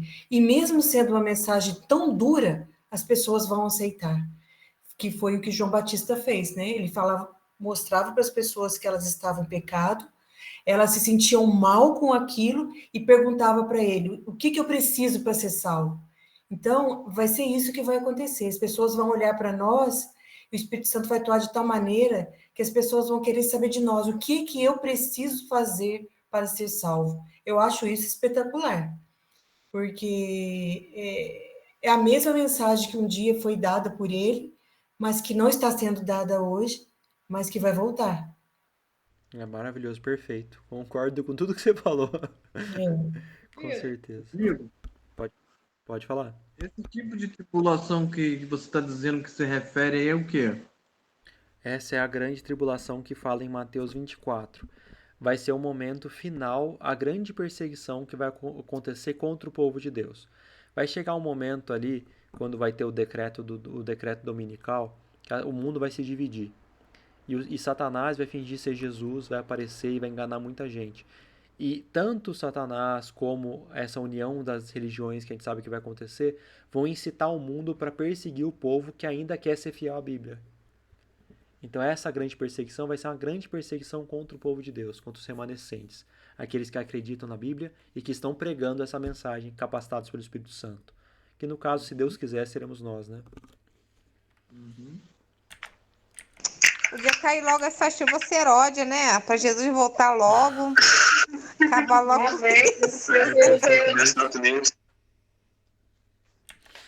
Olha só, olha que legal. À frente dele, desse povo forte e poderoso, vai fogo devorador. Atrás, chama que abrasa. Olha que legal isso aqui. Diante dele a terra é como o jardim do Éden, mas atrás dele um deserto assolado, nada lhe escapa. À frente do povo forte e poderoso vai um fogo devorador. Esse fogo devorador vai ser o Espírito Santo, tipo aconteceu no Pentecostes, né? As línguas de fogo, a capacitação do Espírito Santo para que todos tenham a capacidade para entender o certo e o errado e poder escolher um lado. Então, à frente do povo forte e poderoso está o Espírito Santo, convertendo as pessoas para a verdade. Atrás do povo forte e poderoso, quem recusar conhecer a verdade, uma chama que abrasa.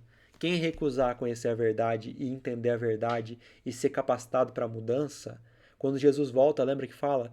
E Jesus vai aparecer e a própria glória da manifestação de Deus vai fazer com que as pessoas morram? Vai sair fogo da boca dele? E 1 Tessalonicenses 2,8 fala isso, né? Então, quem receber a mensagem vai ser convertido pelo Espírito Santo. Quem recusar a mensagem vai ser destruído na volta de Jesus. Destruído, morrer na volta de Jesus, né? Destruído depois do milênio, né? Na verdade. Diante do Então povo... quer dizer, Rodrigo, Sim. posso falar? Pode. Então quer dizer então que não são todos que vão receber o Espírito Santo. Isso, Érica. Todo mundo vai ter o Espírito Santo para guiar para a verdade. Só que tem gente que vai resistir ao Espírito Santo e tem gente que vai se abrir para ele. Quem resistir ao Espírito Santo vai acabar se colocando do lado de Satanás. Quem se abrir ao Espírito Santo vai se tornar parte desse povo forte e poderoso e vai continuar pregando a mensagem até o final. Ah, entendi. A verdade é que quem não recebeu a chuva temporã não vai receber a serode. Ou seja, quem agora não está se preparando, não está passando pelo processo de santificação, não vai receber, né, Rodrigo? Porque até teve uma escola sabatina que um irmão falou assim: não, gente, muita coisa a gente vai deixar de fazer quando cair a chuva serode. Eu falei: não, meu irmão, não é assim. Não é verdade. A gente tem que santificar agora para que a gente seja um candidato apto a receber a chuva serode, porque se agora nós não estamos no processo de santificação, não vamos receber. É a mesma coisa quando a gente morrer também. A gente, Deus não vai mudar o nosso caráter, né? O nosso caráter tem que ser mudado agora. Agora, Tem gente que acha isso. que quando vai ressuscitar, Deus vai mudar a pessoa da água pro vinho, e não é assim. Ellen White fala isso, né? Que quando Jesus voltar, isso mesmo que a Bruna falou, nós vamos receber um novo corpo. Aí tem gente que acha que vai receber um novo caráter. Não, o caráter tem que começar a mudar agora. É agora que eu tenho que começar a converter, a conversão diária, todo dia melhorar um pouquinho, buscar o Espírito Santo, pedir ajuda. Eu peço muito ajuda para o Espírito Santo, porque nós mesmos, nós somos maus, né? A nossa natureza é má. Então eu peço para todo dia o Espírito Santo me ajuda, me guia, me transforma, me conserta, a nossa conversão diária. Com certeza. E se a gente achar que a gente está bem, pode ter certeza que a gente está muito mal. Isso pode ter certeza absoluta. Concordo com tudo que vocês falaram também. Se a gente não se preparar agora, não adianta depois.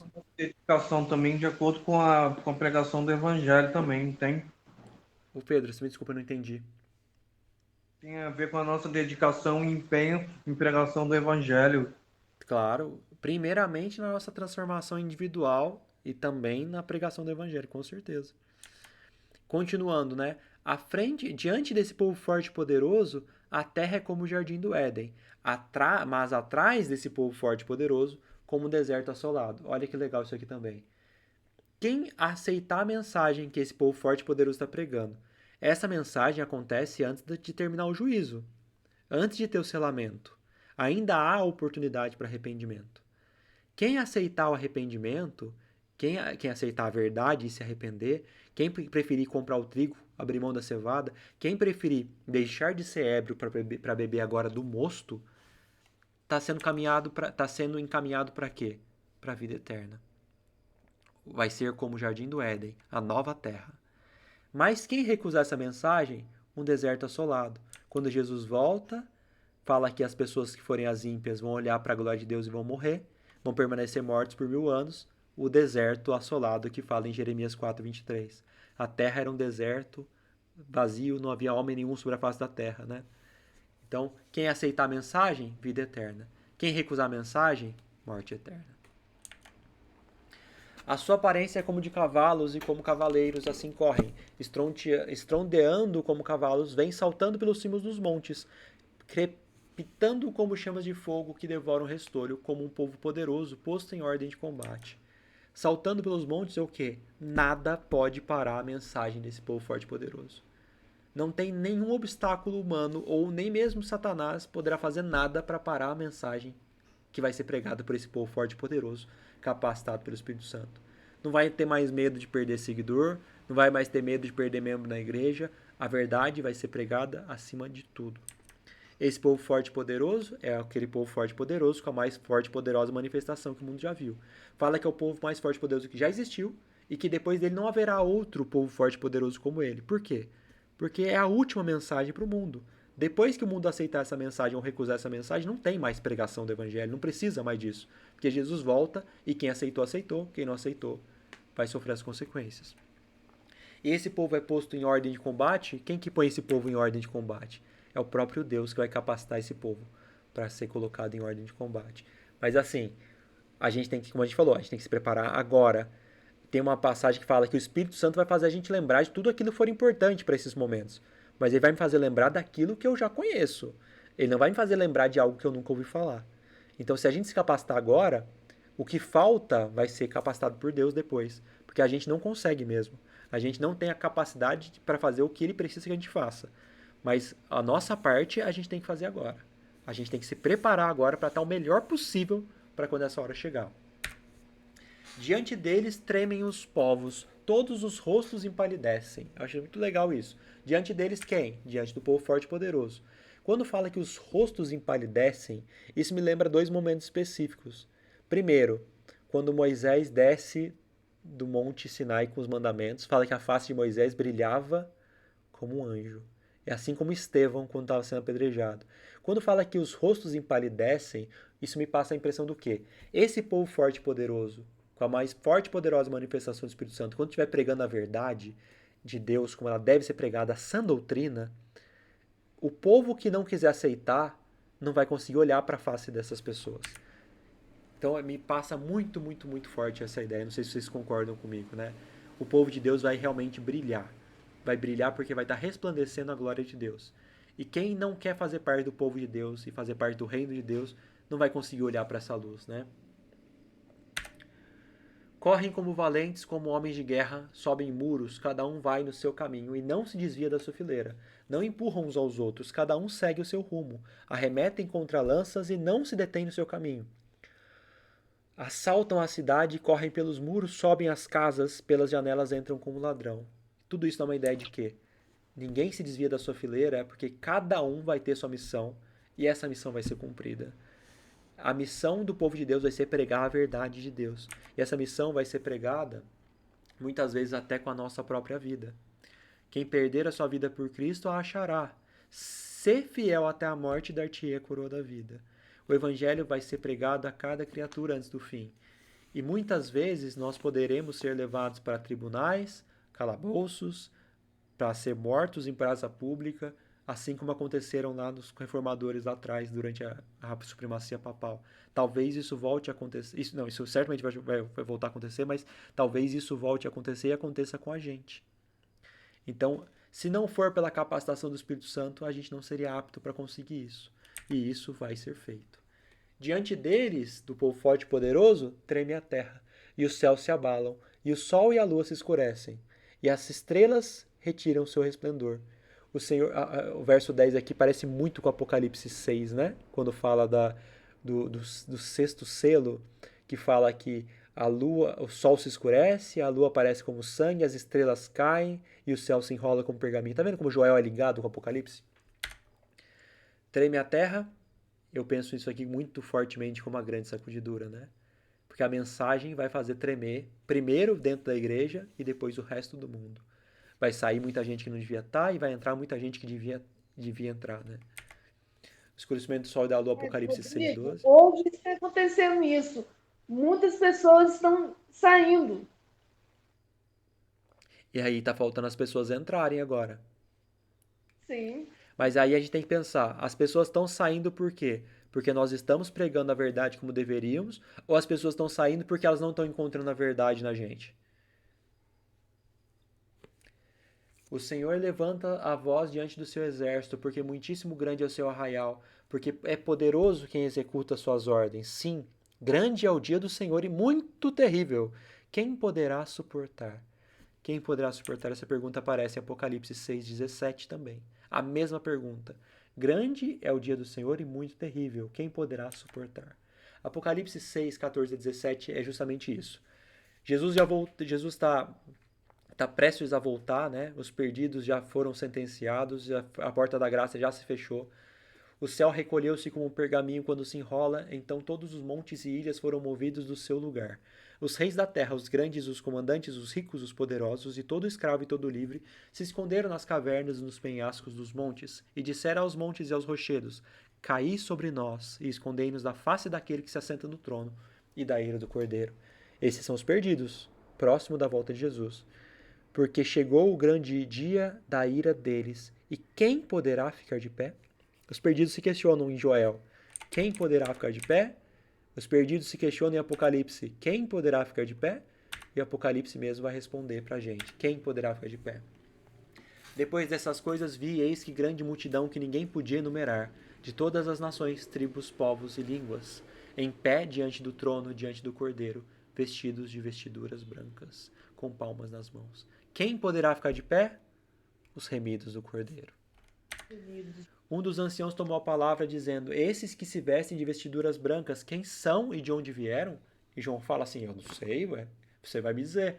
São esses os que vêm da grande tribulação, lavaram suas vestiduras e as alvejaram no sangue do Cordeiro. Quem poderá ficar de pé nesse grande dia? Somente aqueles que alvejaram suas vestes no sangue do Cordeiro. Somente aqueles que entenderam que nós temos vestes de injustiça, trapos de imundícia, que nós não somos capazes de nada, que nós merecemos a morte, mas nós pudemos ser redimidos pelo sacrifício de Jesus na cruz, pela mudança de vida e de caráter que nós temos através da contemplação, da comunhão, da oração. Joel 2,12. Ainda assim agora mesmo, diz o Senhor, convertei-vos a mim de todo o vosso coração, isso com jejuns, com choro e com pranto. Só que jejum, choro e pranto vai bem além disso. Isaías 58, 6 e 7. Alguém lê pra gente? Porventura não é este o jejum que escolhi, que solte as ligaduras da impiedade, desfaças as ataduras da servidão, deixeis livres os oprimidos e despedaçaste todo o jugo? Porventura não é também que reparta o teu pão com o faminto, recolhas em tua casa os pobres desabrigados, e se vires ou nu ou cubras, e não te escondas do teu semelhante? O que é mais fácil? Ficar sem comer ou fazer isso aí? Eu já li esse texto para minha mãe que fala do jejum verdadeiro é esse, né? A gente fazer aquilo que Jesus mandou pelo próximo, principalmente, né? Isso que Jesus quer. Aquele jejum de não comer, ele também tem uma certa... Ele é importante, ele tem uma certa lógica espiritual se você for pensar, né? A nossa comunhão com Deus ela é uma comunhão racional. Quando a gente come muito, muito do nosso sangue que devia estar indo para o cérebro, ele acaba indo para o estômago para poder fazer a digestão. Então isso diminui nossa capacidade intelectual. A gente fica até às vezes meio cansado, meio mole, meio com sono. Então o jejum, se for para a gente pensar, eu vou fazer um jejum físico, né, de não comer. A intenção tem que ser essa, né? A gente está se abstendo de alimento para ter uma mente mais lúcida, para ter comunhão com Deus, oração, estudo. Mas agora ficar só sem comer e não tiver a oração, o estudo, a comunhão, o jejum não valeu de nada também, né? Rasgai o vosso coração e não as vossas vestes. Convertei-vos ao Senhor vosso Deus, porque ele é misericordioso e compassivo e tardio em irar-se, e grande em benignidade, e se arrepende do mal. Quando fala rasgai o vosso coração e não as vossas vestes, muito aqui é do... Você tem que orar, vai orar no teu quarto em segredo, né? Você tem que ser transformado, mas isso aí não tem que ser uma coisa que você vai fazer para aparecer para os outros como os fariseus faziam, que jejuavam e ficavam lá com o rosto desfigurado, que oravam alto nas praças para mostrar, olha quantas vezes ele ora, e que muitas vezes acontece, né? A gente não tem que fazer isso para mostrar para os outros, a gente tem que rasgar o nosso coração para Deus. E além disso, Miqueias 6, do 6 ao 8, quem quiser ler, por favor.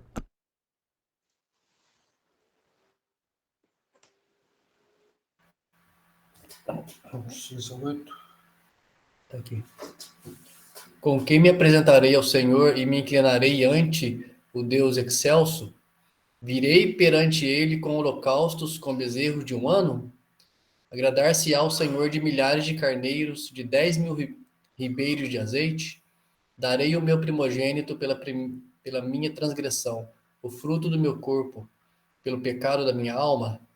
Ele te declarou, ó homem, o que é bom e o que o Senhor pede de ti, que pratiques a justiça e ames a misericórdia, e andes humildemente com o teu Deus. Eu amo esse texto, é tão bonito, né? Joel 2,14 agora.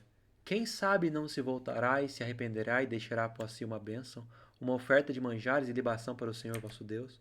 Se nós nos arrependermos, nós não seremos perdoados? Não retarda o Senhor a sua promessa, como alguns a julgam demorada, pelo contrário, ele é longânimo, paciente para conosco, não querendo que nenhum pereça, senão que todos cheguem ao arrependimento. Isaías 48, 17 ao 21. Assim diz o Senhor, teu Redentor, Santo de Israel: Eu sou o Senhor teu Deus, que te ensina o que é útil e te guia pelo caminho que deves andar.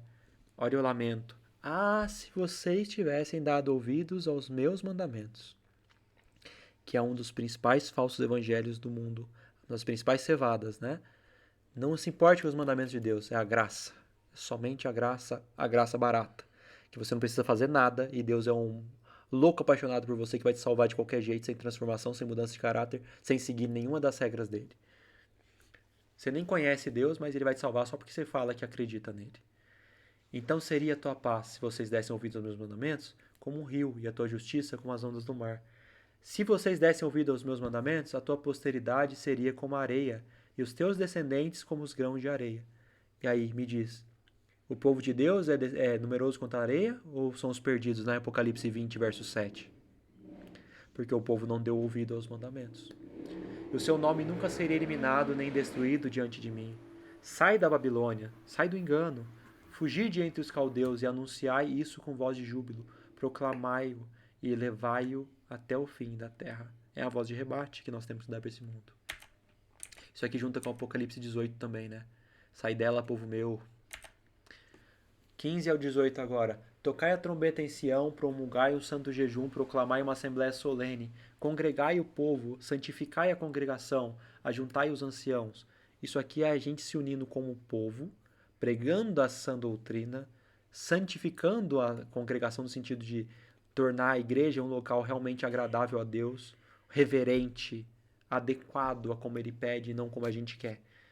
Reuni os filhinhos que mamam, saia o noivo da sua recâmara e a noiva do seu aposento. Chorem os sacerdotes, ministros do Senhor, entre o pórtico e o altar, e orem. Poupa o teu povo, ó Senhor, e não entregues a tua herança ao opróbrio, à vergonha, para que as nações façam escárnio dele. Quantas vezes o povo não faz piada e escárnio de Deus porque nós não somos testemunhas adequadas? Porque hão de dizer entre os povos, onde está o teu Deus? Então o Senhor se mostrou zeloso da sua terra e compadeceu-se do seu povo. E respondendo, lhe disse: Eis que vos envio o quê?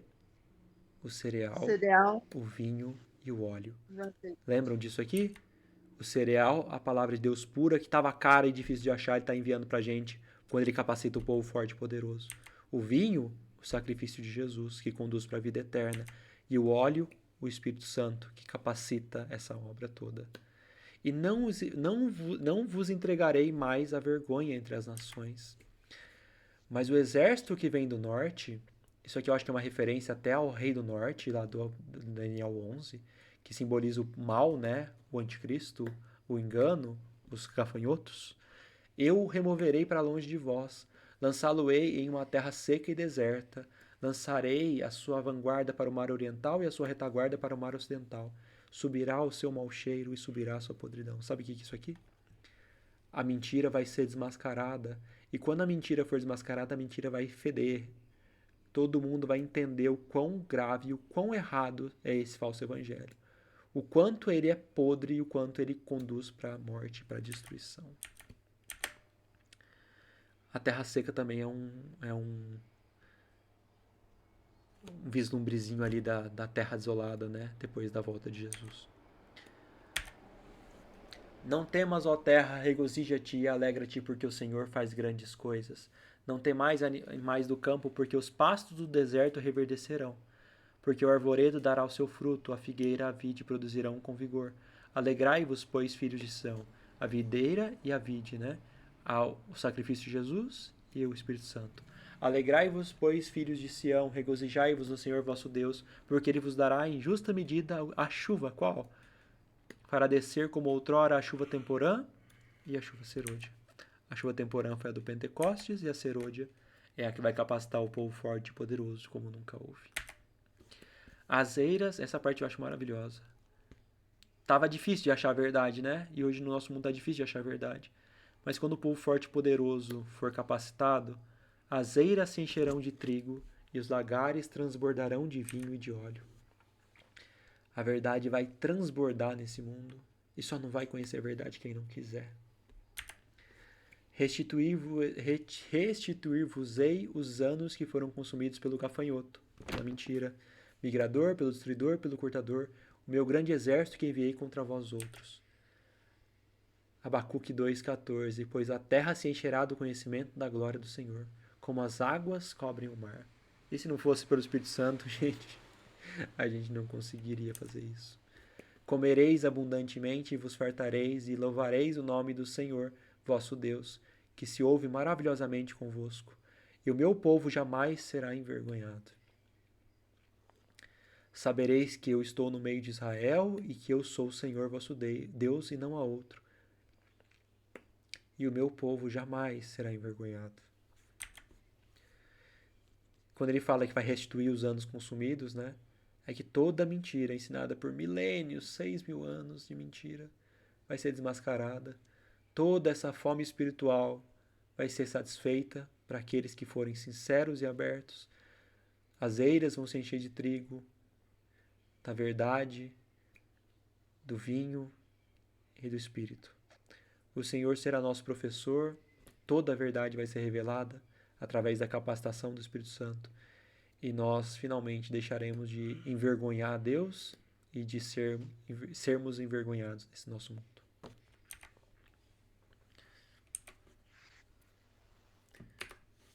Gente, alguém quer acrescentar mais alguma coisa? Algum outro ponto?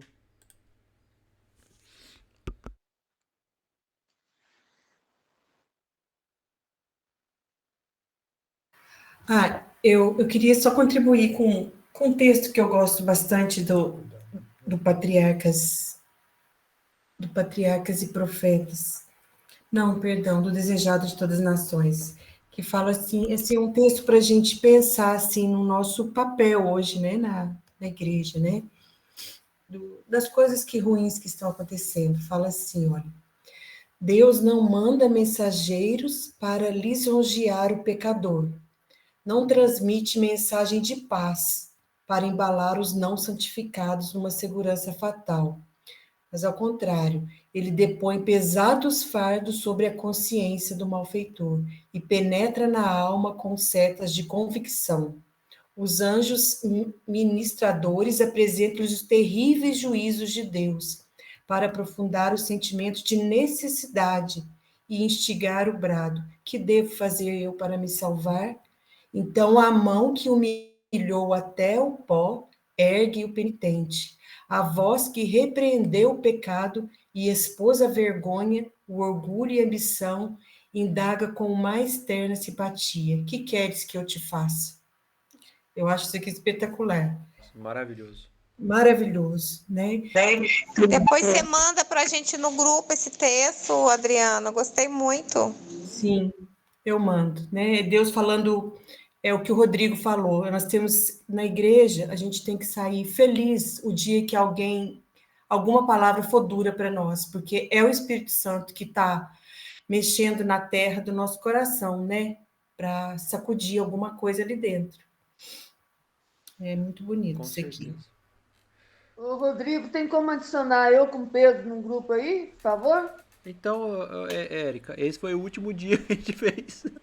Olha aqui, não pode, ô, Rodrigo, não pode parar esse estudo, não. Pelo amor de Deus, não pode parar. Então, sabe o que Não tem como acontece? parar não, Rodrigo. Anima aí.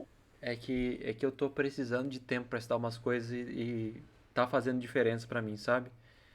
Eu tô precisando estudar algumas coisas que eu preciso conhecer mais. E Aprofundar mais, né? esse estudo de toda segunda acaba que me consome bastante tempo, porque eu tenho que preparar o material, eu tenho que rever o material, e depois tem o tempo do estudo também, que é um tempo longo. E, infelizmente, o pessoal não tá levando muito a sério, né? Então, assim, a gente continua lá de quinta e tal, e quem sabe a gente consegue fazer algum outro dia também, mais pra frente um pouquinho, mas eu preciso muito terminar de estudar o Daniel 11. A gente pegou aquele dia que a gente foi na igreja lá, que o William passou pra gente. Até hoje eu tô estudando, eu ainda tô no verso 17, e tá sendo muito difícil, eu preciso de muito tempo pra isso. Quando eu acabar, eu acho que a gente consegue voltar. Então tá certo, Rodrigo. Mas Gente, tem outros temas, assim, legais, assim, por exemplo, é, sobre alimentação, entendeu? Por exemplo, você é vegetariano, né? A gente tem que ser vegetariano mesmo. Eu tenho umas dúvidas, assim, sabe? Mas tá beleza, então. A gente vai aguardar, então. Eu vou aguardar, então, os próximos estudos. beleza. Mas foi Mas maravilhoso, foi muito viu? bom, Ah, hein? que bom que vocês Muito bom. gostaram. Fiquei feliz de vocês terem aparecido, Eric e Pedro. Ok, nós também gostamos. Deus Cê- abençoe, irmão. Vocês querem fazer a oração pra gente finalizar? Alguém quer fazer? Oremos. Obrigado, querido Deus. Obrigado, Senhor Jesus, pelo estudo maravilhoso que tivemos, Senhor Jesus. Nos capacite, ó Pai querido, para pregarmos o Evangelho a toda tribo, língua e nação. Para que tu possa voltar logo para nos buscar, Senhor Jesus. Perdoa todas nossas falhas, aumenta cada vez mais nossa fé em Ti. Que a cada dia possamos nos santificar em Ti, ó Deus Santo. Nos dê uma boa noite de repouso, um feliz despertar em Ti. Por essas mentes te peço, por Jesus, que perdão nossos pecados. Amém. Amém, gente. Amém. Amém, amém. Boa noite a todos. Obrigada, Rodrigo. Deus abençoe. Fiquem com Deus. Tchau.